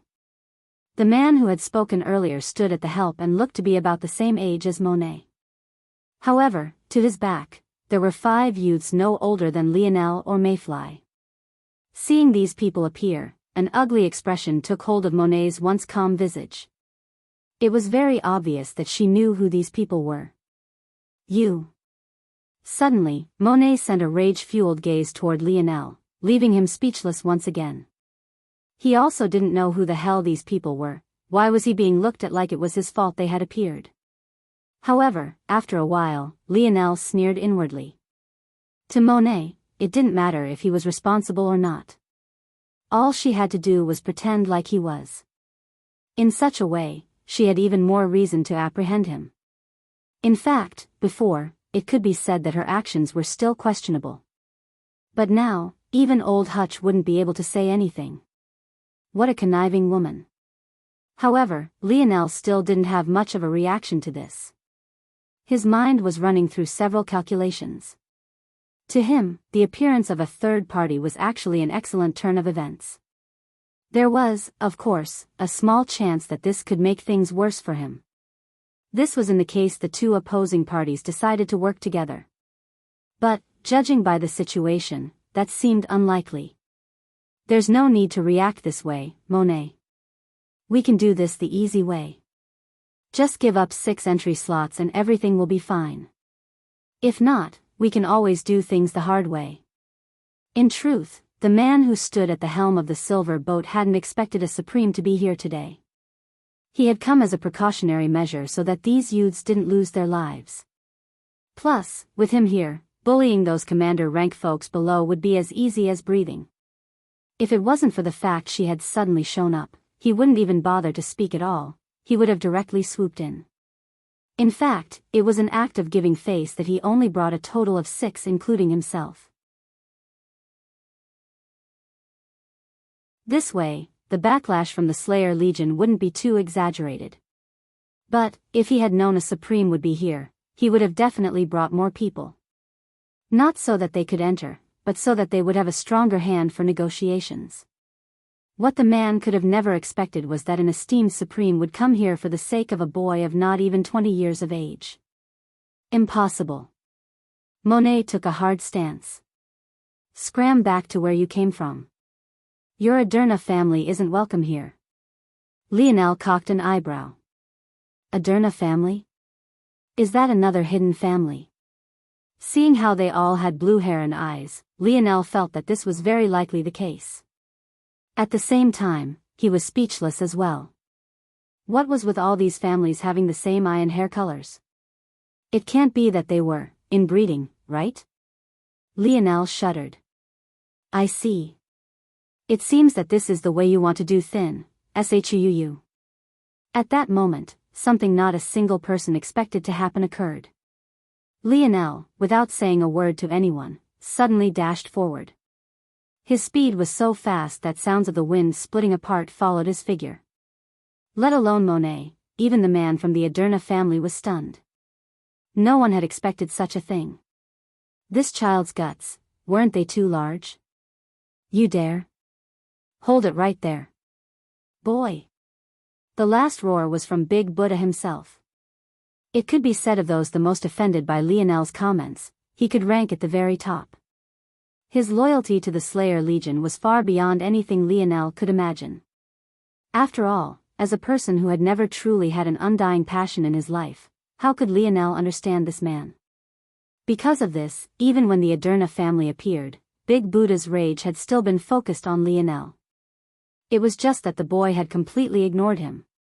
But, as a result, Big Buddha was the first to notice Lionel's actions and was also the first to react. The path forward wasn't exactly easy. The surrounding 100-meter space of the zone had been completely cleared out. Outside of this radius, there were many crew members of the Slayer Legion tasked with maintaining the force disruption towers. Compared to those people, Lionel could be considered to be in the middle. Many were behind him, but many were also in front of him. And, of those ahead of him, there were a few who had either passed the inspection before him or had special privileges and as such, had no need to go through such procedures. However, despite seeing these obstacles before him, Lionel's heart was calm. His actions seemed foolish, but this kind of chaos was exactly what he needed. As expected, as soon as Lionel charged toward the zone gate, the leading man of the Aderna family suddenly narrowed his gaze. He had already decided. So long as Lionel reached a certain level of closeness, he too would rush in. Everyone knew how zones worked. The moment one entered, the gate would begin to close. If no others entered in time, the zone would close. This meant that everyone would be on a timer the instant the first person entered.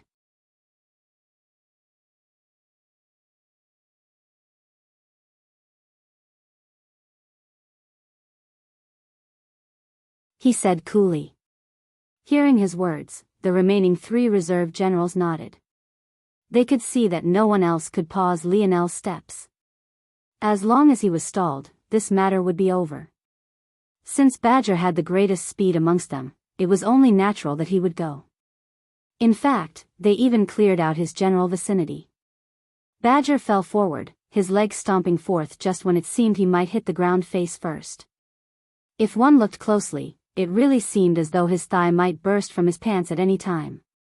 The amount of power in his legs was already inconceivable. But then, his wings appeared. Bang! The grass beneath his feet was completely flattened.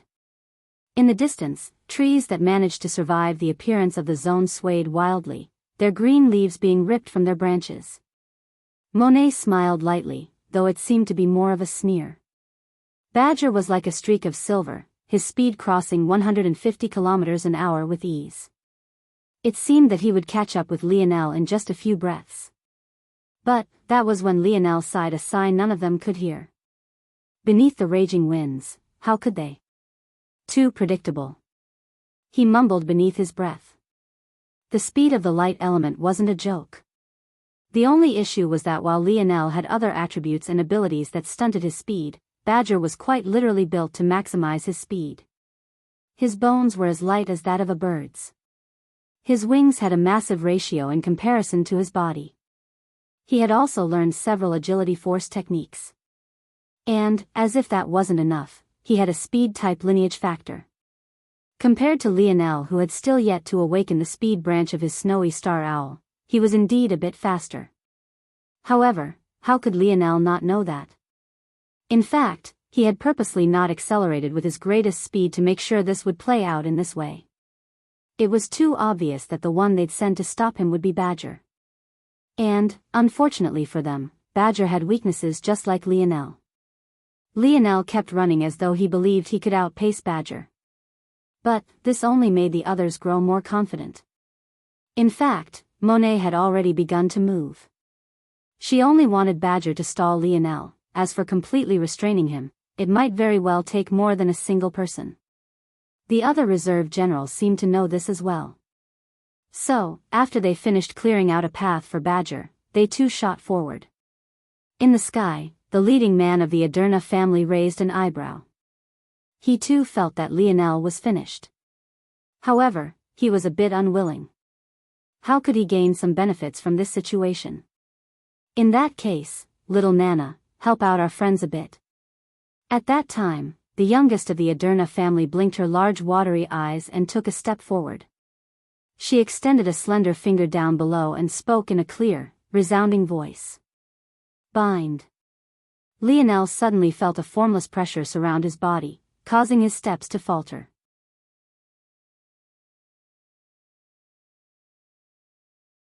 His expression changed. It felt as though he was trying to run in quicksand. The innocent little girl in the skies blinked her eyes. Lionel had no idea that she was shocked that he could still run at all. She extended her finger again. Double bind. Lionel felt his legs snap together as though a rope had tightened around his ankles. Without suspense, he fell to the ground helplessly. The leading man of the Aderna family laughed. Don't say I've never helped you with anything, Monet. I think this is enough to exchange for 6 places, no? I hear this boy has something quite valuable to you.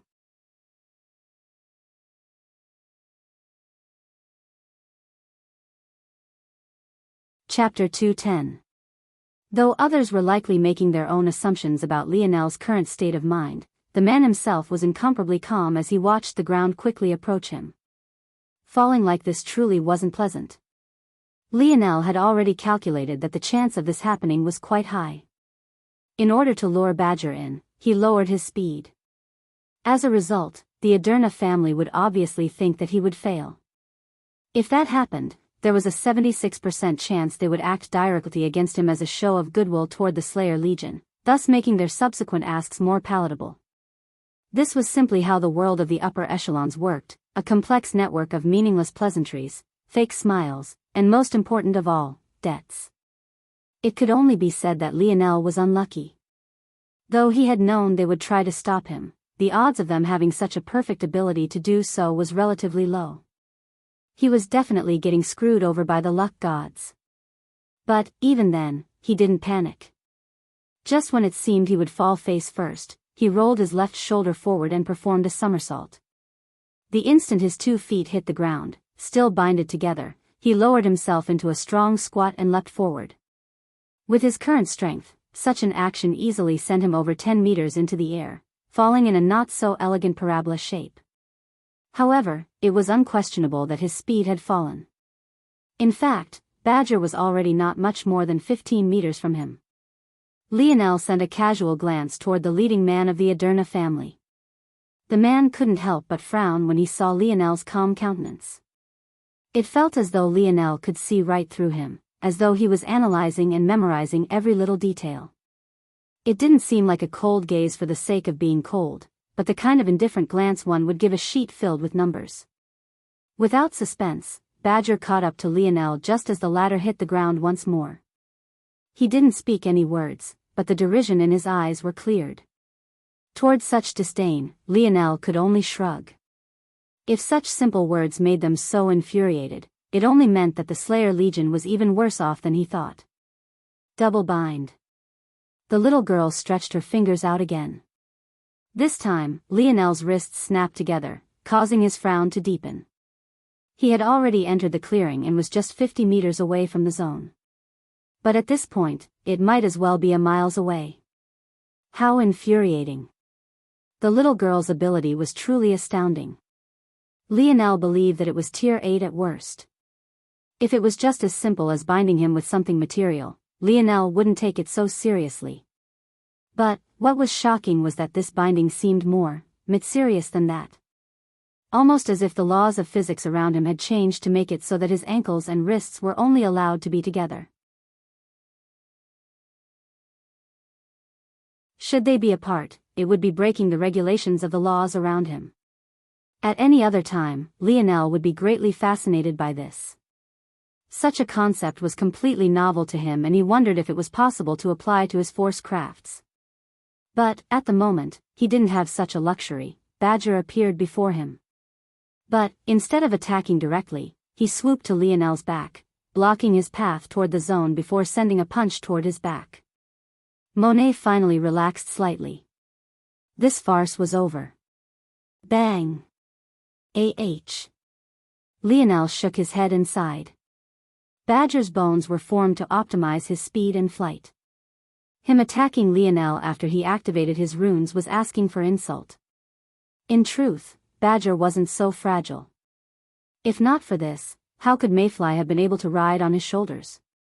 However, compared to Lionel, who was on the verge of forming a body as tough as a third-dimensional metal, he was far too lacking. Badger screeched as the bone in his arm fractured and his knuckles contorted. He fell to his knees, holding on to his hand as his face turned flush. How could it be that Badger and Mayfly would be aware of the full extent of his abilities? He had grown so powerful that he had no need to show them all of his strength as they escaped the island, not to mention the fact he had the two of them supporting him. This led to their unfortunate underestimation of him. So that's how it is, Lionel finally understood. That little girl's ability was almost like a natural force art. She was imposing laws on him. It was no wonder this feeling felt somewhat similar to when he was observing the Force Crystal Core. What a fearsome ability. But, Lionel knew that no ability was infallible.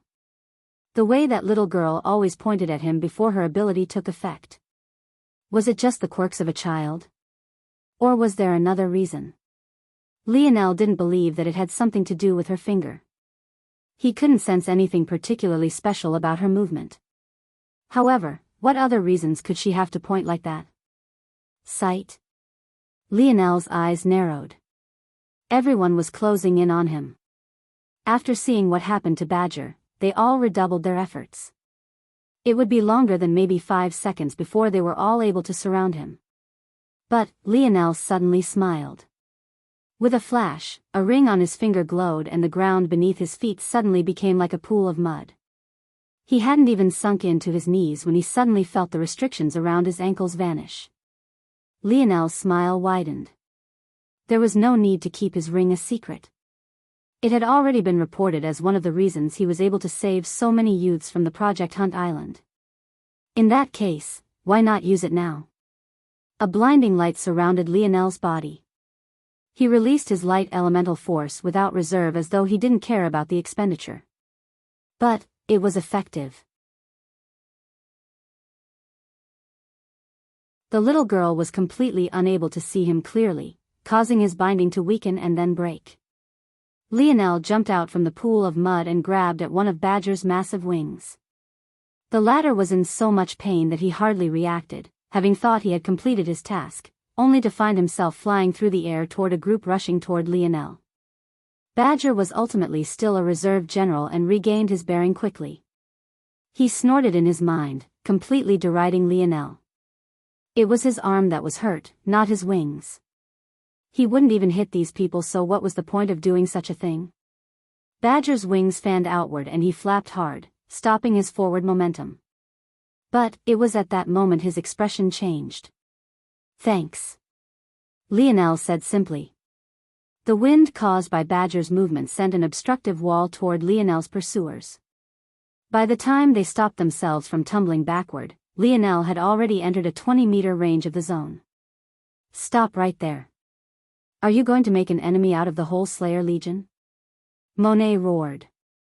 Lionel chuckled in his mind. He had already made an enemy of the whole Empire, why would he care about the Slayer Legion? Don't worry, I'll apprehend him. The leading man of the Aderna family said shamelessly as he swerved his silver boat toward the zone. Mattias, don't you dare. Why are you getting so worked up? I'm only trying to help. Monet was fuming, but Lionel had already leapt into the swirling portal. Surprisingly, at this very moment, Monet became frighteningly calm. Mayfly, Big Buddha, Violet Rain, and Mountain. Follow me. The rest of you stay put. Haha. That's the way. The Aderna family man roared with laughter. None of them seemed to notice the helplessness and anger on the faces of those who lost their place to enter, This was especially so Sea Eel and Badger, who seemed to want to murder Lionel with their gazes toward his disappearing back. Badger clutched his only good remaining hand, flames bursting in his eyes.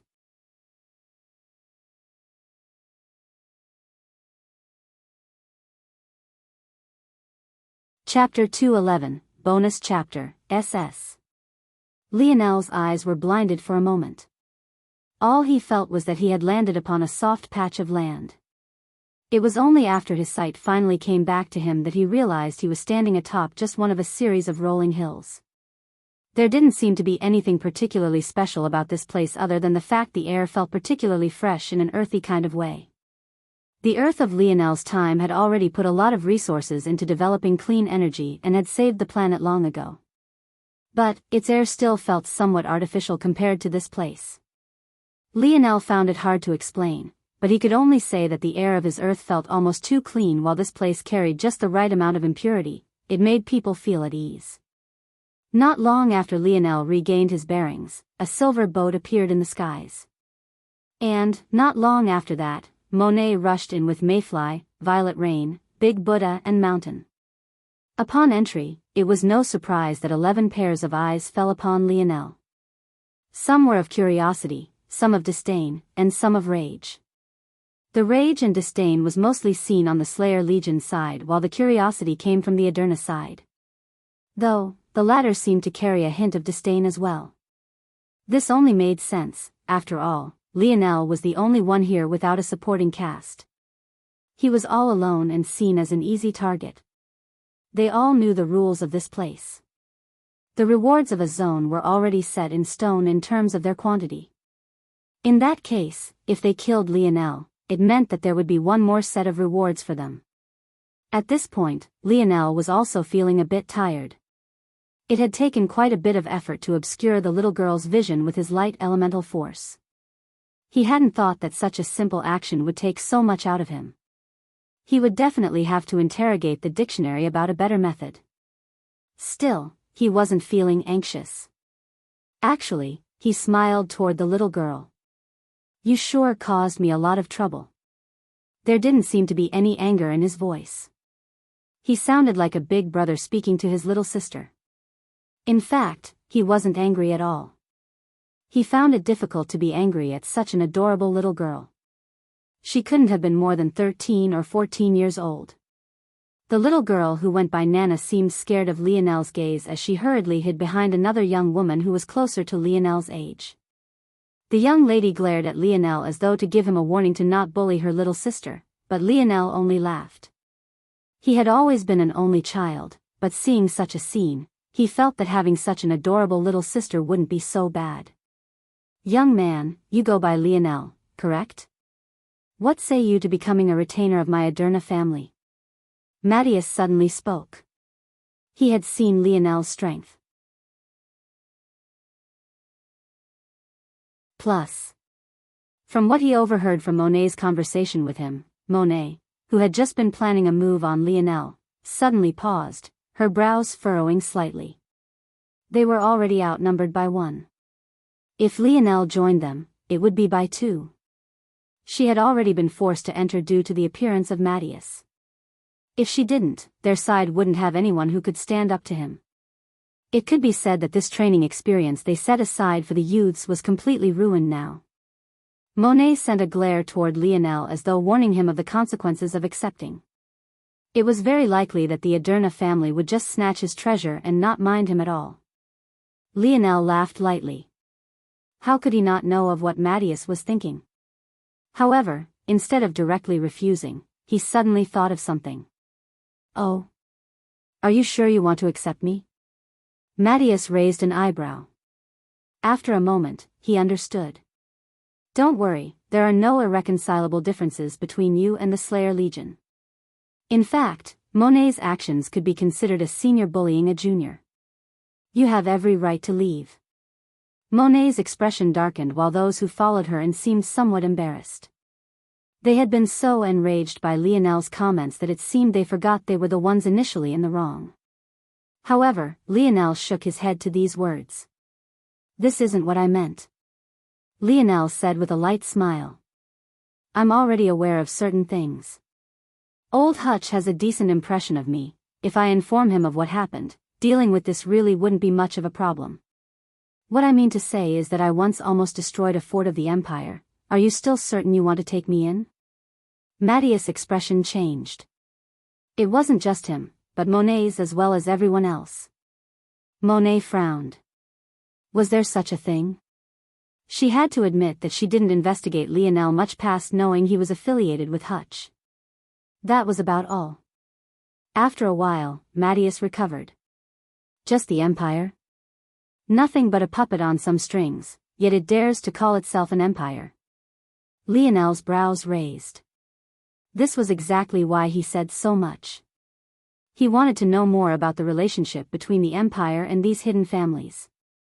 Matthias' response was quite interesting. Oh, that's good. Lionel pretended to be relieved. I also killed a few members of the Brazinger family. Is that all right too? At this point, everyone almost fainted. Was this person a magnet for trouble? If it was anyone else, they might have thought he was lying for some fame, but didn't they see his boldness with their own two eyes? He even dared to forcefully enter a zone owned by the Slayer Legion. Matthias' lip twitched.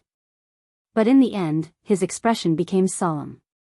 The relationship between the hidden families weren't so simple. They couldn't be considered to be allies, but they couldn't be considered to be entirely not either. They all shared a similar goal or goals.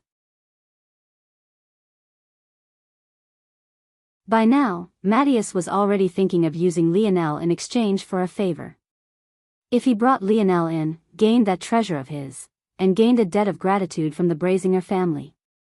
Just how many birds was he killing with this single stone?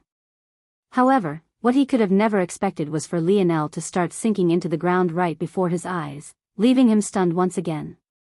"I'll think about your offer," Lionel said with what seemed like a genuine smile. "Boy. Hold it right there." Big Buddha stepped forward to try and stop Lionel. "Don't you think you've broken enough rules?" Unfortunately for them, Lionel had caught them completely off guard with his questions. They couldn't even react before his head disappeared and the earth that had once been mud went back to normal. Beneath the ground, Lionel held his breath before bringing one of his silver-green whistles to his lips. Those families really don't fear the Empire. And what was that about puppet on a string? And that flash in his eyes when I mentioned the Brazinger family. It seems that their relationship isn't simple either. Lionel shook his head. It was about time he found out just what this place was. Ping. Subdimensional zone detected. Merlin's prophecy.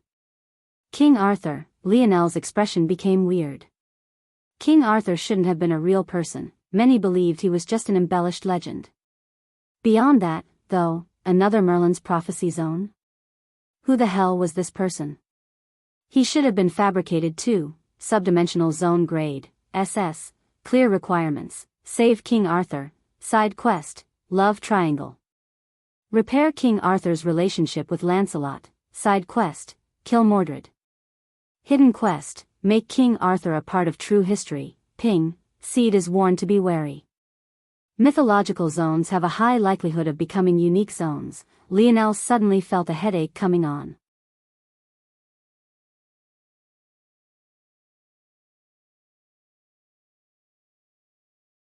Chapter 212. Lionel took a deep breath. He had thought that having the 99% accuracy of his father's dictionary would make things a breeze. At least then, he wouldn't have to worry about screwing himself over by accidentally failing the mission requirements. However, he could have never expected that the dictionary would be so vague at this time. What did it mean to make King Arthur a part of history? Was it acknowledging that King Arthur was fake?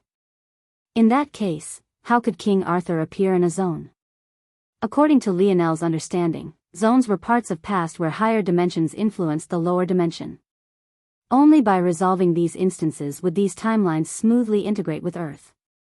Once this integration was completed, Earth would reach the equilibrium necessary to break through and reach the next dimensional tier.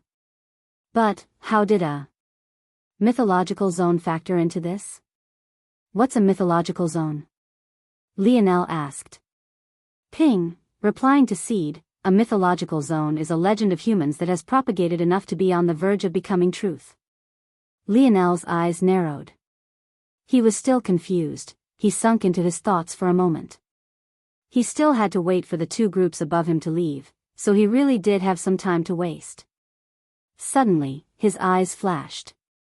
When Aina was explaining to him the differences between the dimensions, she mentioned how grand the gap between dimensions was. If he remembered correctly, she said that one could say a novel was in the 2D while its writer was in the 3D.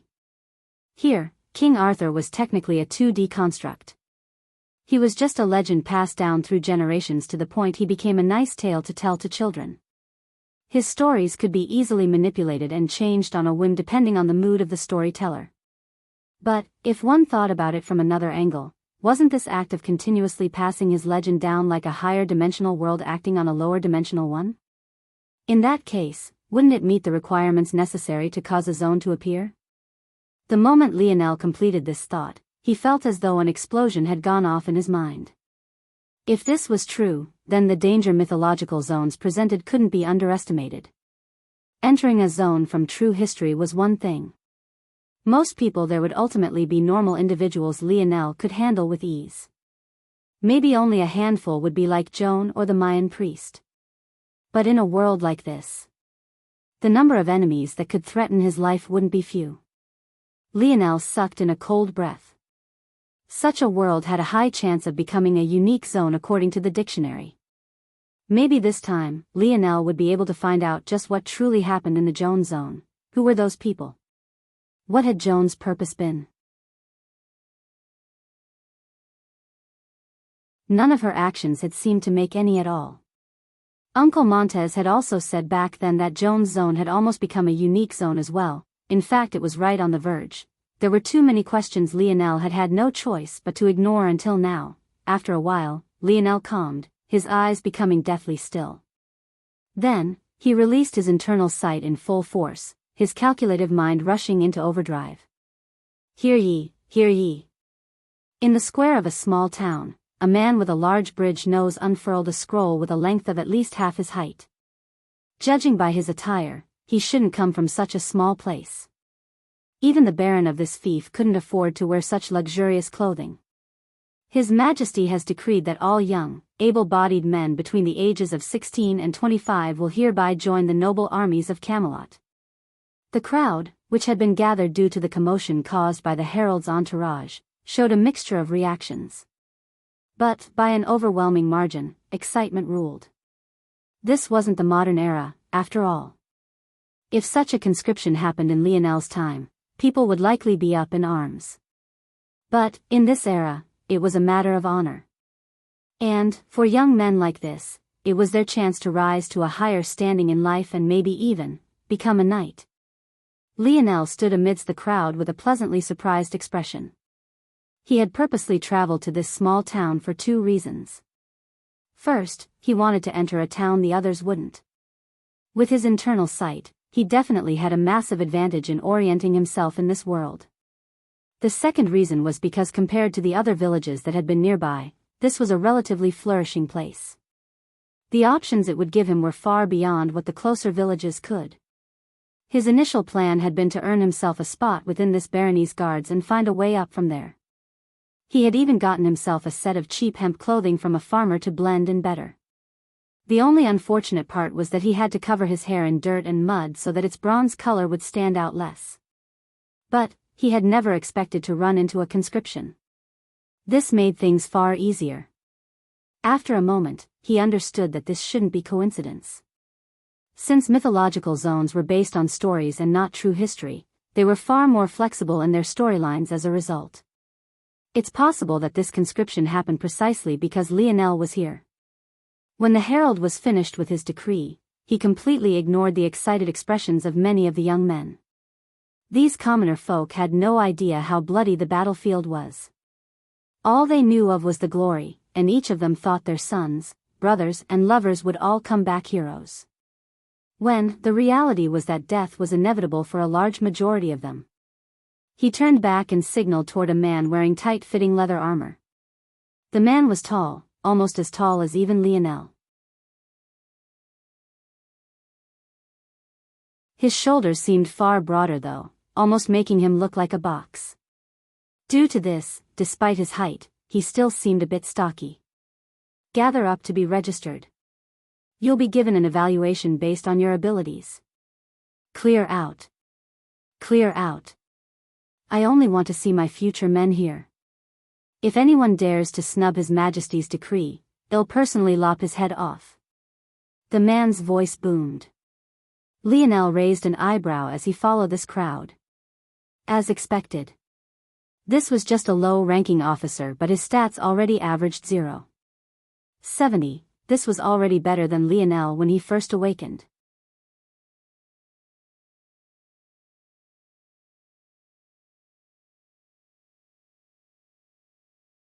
Chapter 213. It wasn't long before it was Lionel's turn to be evaluated.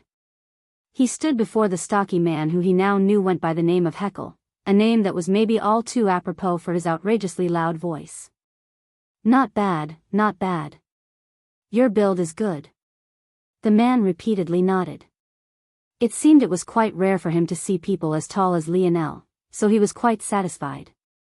Attack me with everything you have. The longer you last, the better your evaluation will be. Lionel's expression became slightly weird. If he really used everything he had, this man would end up as a cripple. And that would be the best outcome.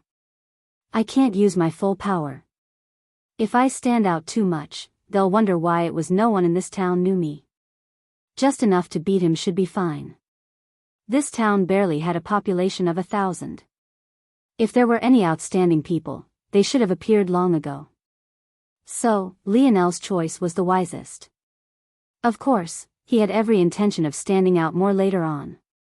Lionel took a step forward and threw out a punch. Heckle was startled. This punch was even faintly better than something he could throw. He knew that Lionel would be good, but he didn't expect him to be this good.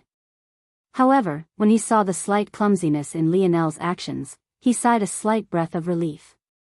This sort of clumsiness couldn't be faked. It seemed that despite his stature, this young man wasn't very experienced in battle. Lionel really wasn't faking this.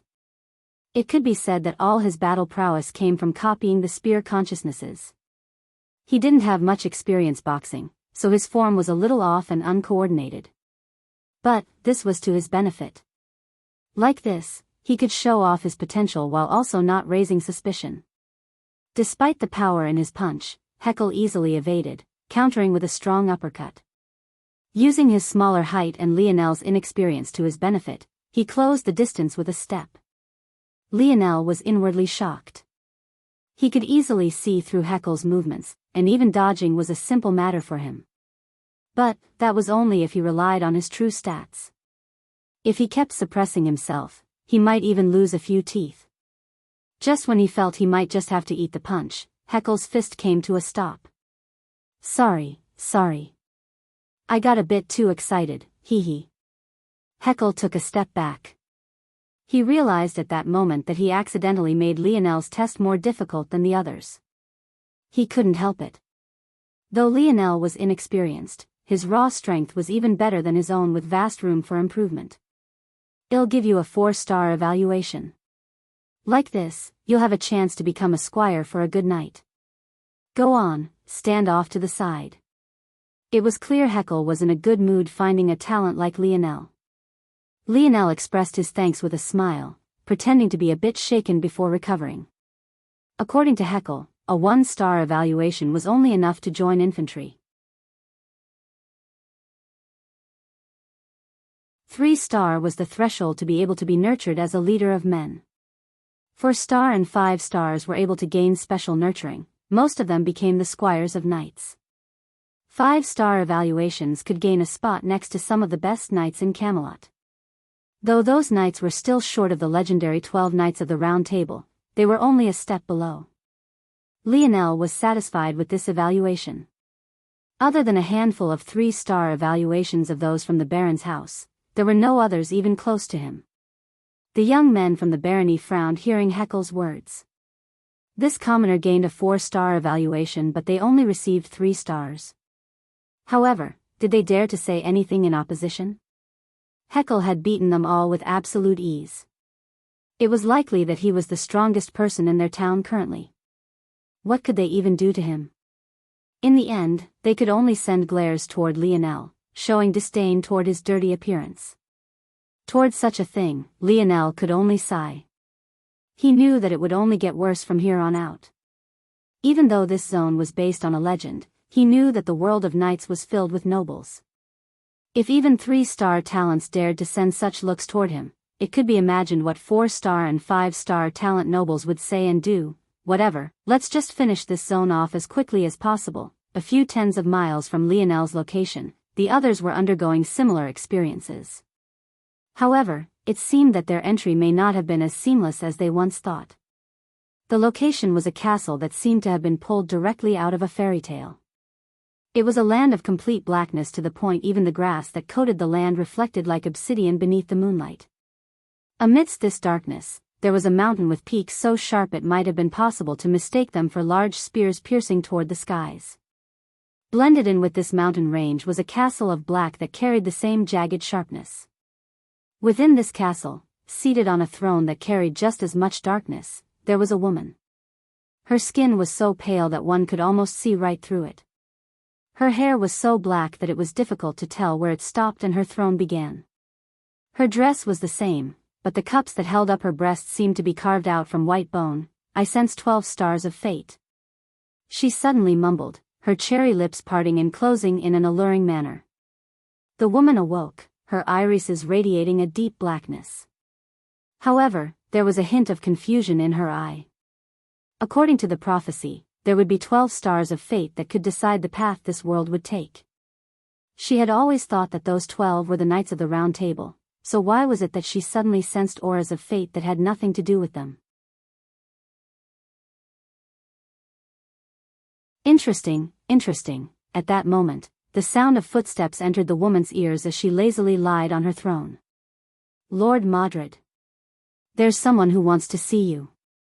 This servant tried to stop them but Lionel would probably be rendered speechless once again at this point. Wasn't Modred a man? It can't be that this zone was taking anime a bit too seriously as well, right?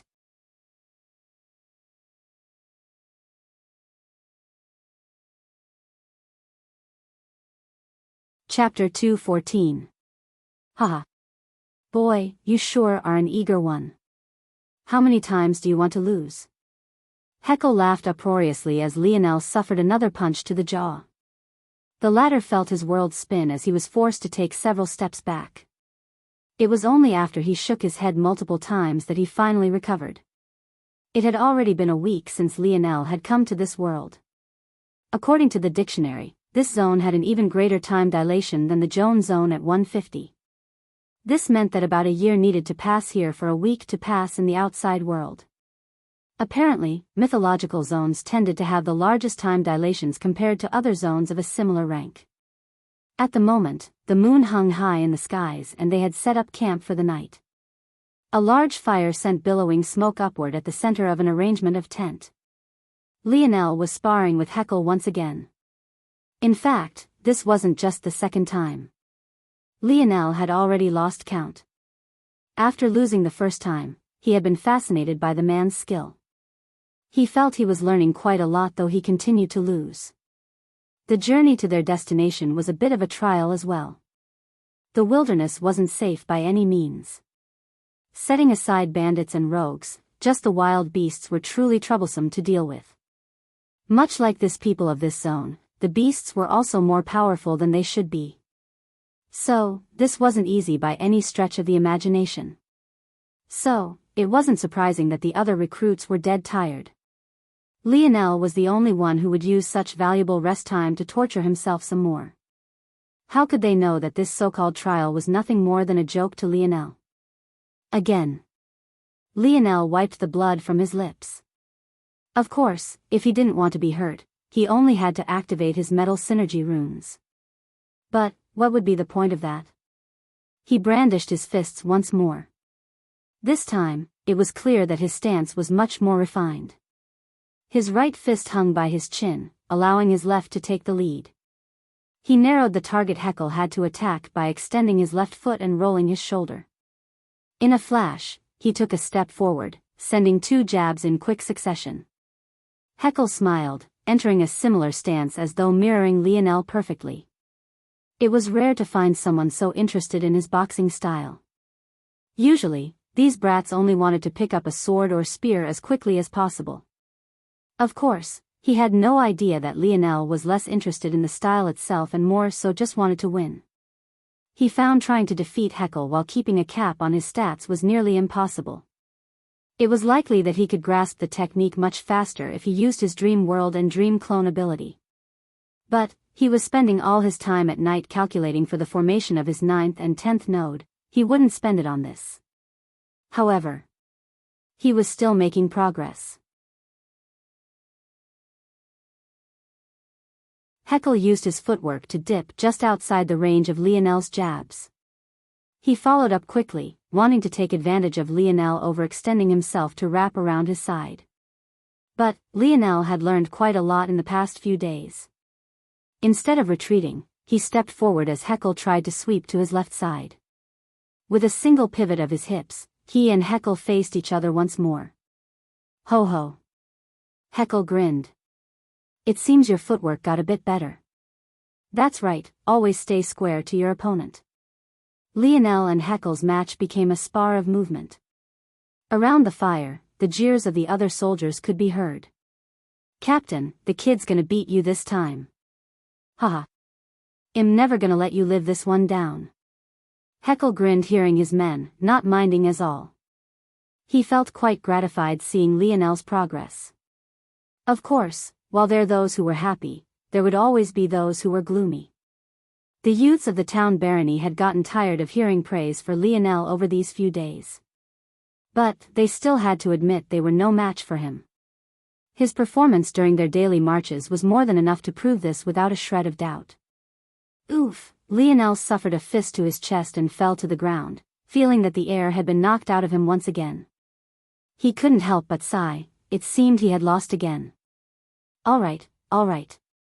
That's enough for tonight, pretty boy brat. If go any longer, you really might win one. My old bones can't take this. Lionel was quite helpless toward this nickname. He had managed to use an ink sac from the octopus beast's body to dye his hair a deep black. Plus, with his new leather armor, he looked every bit the part of a promising squire. The only shame was that his hair seemed to reject the ink. So, he had to reapply it every day. Luckily, with how massive the octopus had been, he wouldn't run out even after a decade passed. Lionel smiled lightly. Thanks for the help, Captain Heckle. Humph, just a useless skill. The barony youths looked on gloomily. The next week passed by swiftly. On that day, around noon, they finally saw massive castle walls in the distance.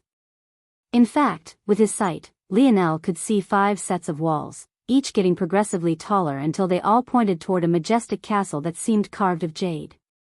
Lionel had never read about such a grand city. From what he could see, it was at least 50 kilometers from end to end, and that was just what was within the walls. As for the cultured lands around it, it was several times that. Heckle didn't lead them to the gates. It seemed that they still didn't have the right to do such a thing. Instead, they were taken to a place connected by dusty roads. These roads all led to an open space where numerous captains just like Heckle had their youths standing around them. Everyone's attention seemed focused on a large tent up ahead. Lionel's ear twitched as he heard the clanking of metal. At that moment, the flap of the tent was slowly raised, causing the open space to fall into complete silence. It was a night. The excitement in the hearts of the youths ratcheted up several levels. It was as though they were all meeting their idol. The knight swept an indifferent glance over them all. Those who've been selected to join the Mage Academy, stand to this side. Those 1, 2, and 3-star talents, go over there. 4 and 5-star talents, gather before me now. Numerous haughty and prideful youths puffed their chests out as they moved to stand before the knight, their eyes sparkling. Go on. Heckle gave Lionel a slap to the back. Do us proud. Lionel smiled lightly and moved forward as well. Numerous gazes swept over him, including those of the 4- and 5-star youths. However, when they noticed his standard-issue leather armor, a hint of contempt could be seen in their eyes. Lionel could only ignore such things. However, when the knight spoke once again, the youths no longer had the time to send disdainful glances toward him. There are 57 of you? What bullshit. Do you captains think that 4- and 5-star talents are really so cheap? The knight roared. He didn't like the idea of going out to find talents like this in the first place. What talents couldn't they find right here in Camelot? To make it worse, relying on mere captains to make this judgment was even more ridiculous. A sharp force flooded out from the body of the knight, causing many of the youths before him to grow weak at the knees. Though Lionel didn't know it, many of them had bribed their captains with wealth in order to gain such evaluations. How could they not be horrified? So, in certain respects, the knight was correct to react in this way. His force jetted out, drawing a massive circle of 100 meters in diameter. The cold sweat on the youths grew. In that moment, they felt as though if even a hair of that force hit them, they would die without knowing what happened. Since you think this is all a joke, you all can battle to the death. None of you are allowed to leave this circle until only 4 remain.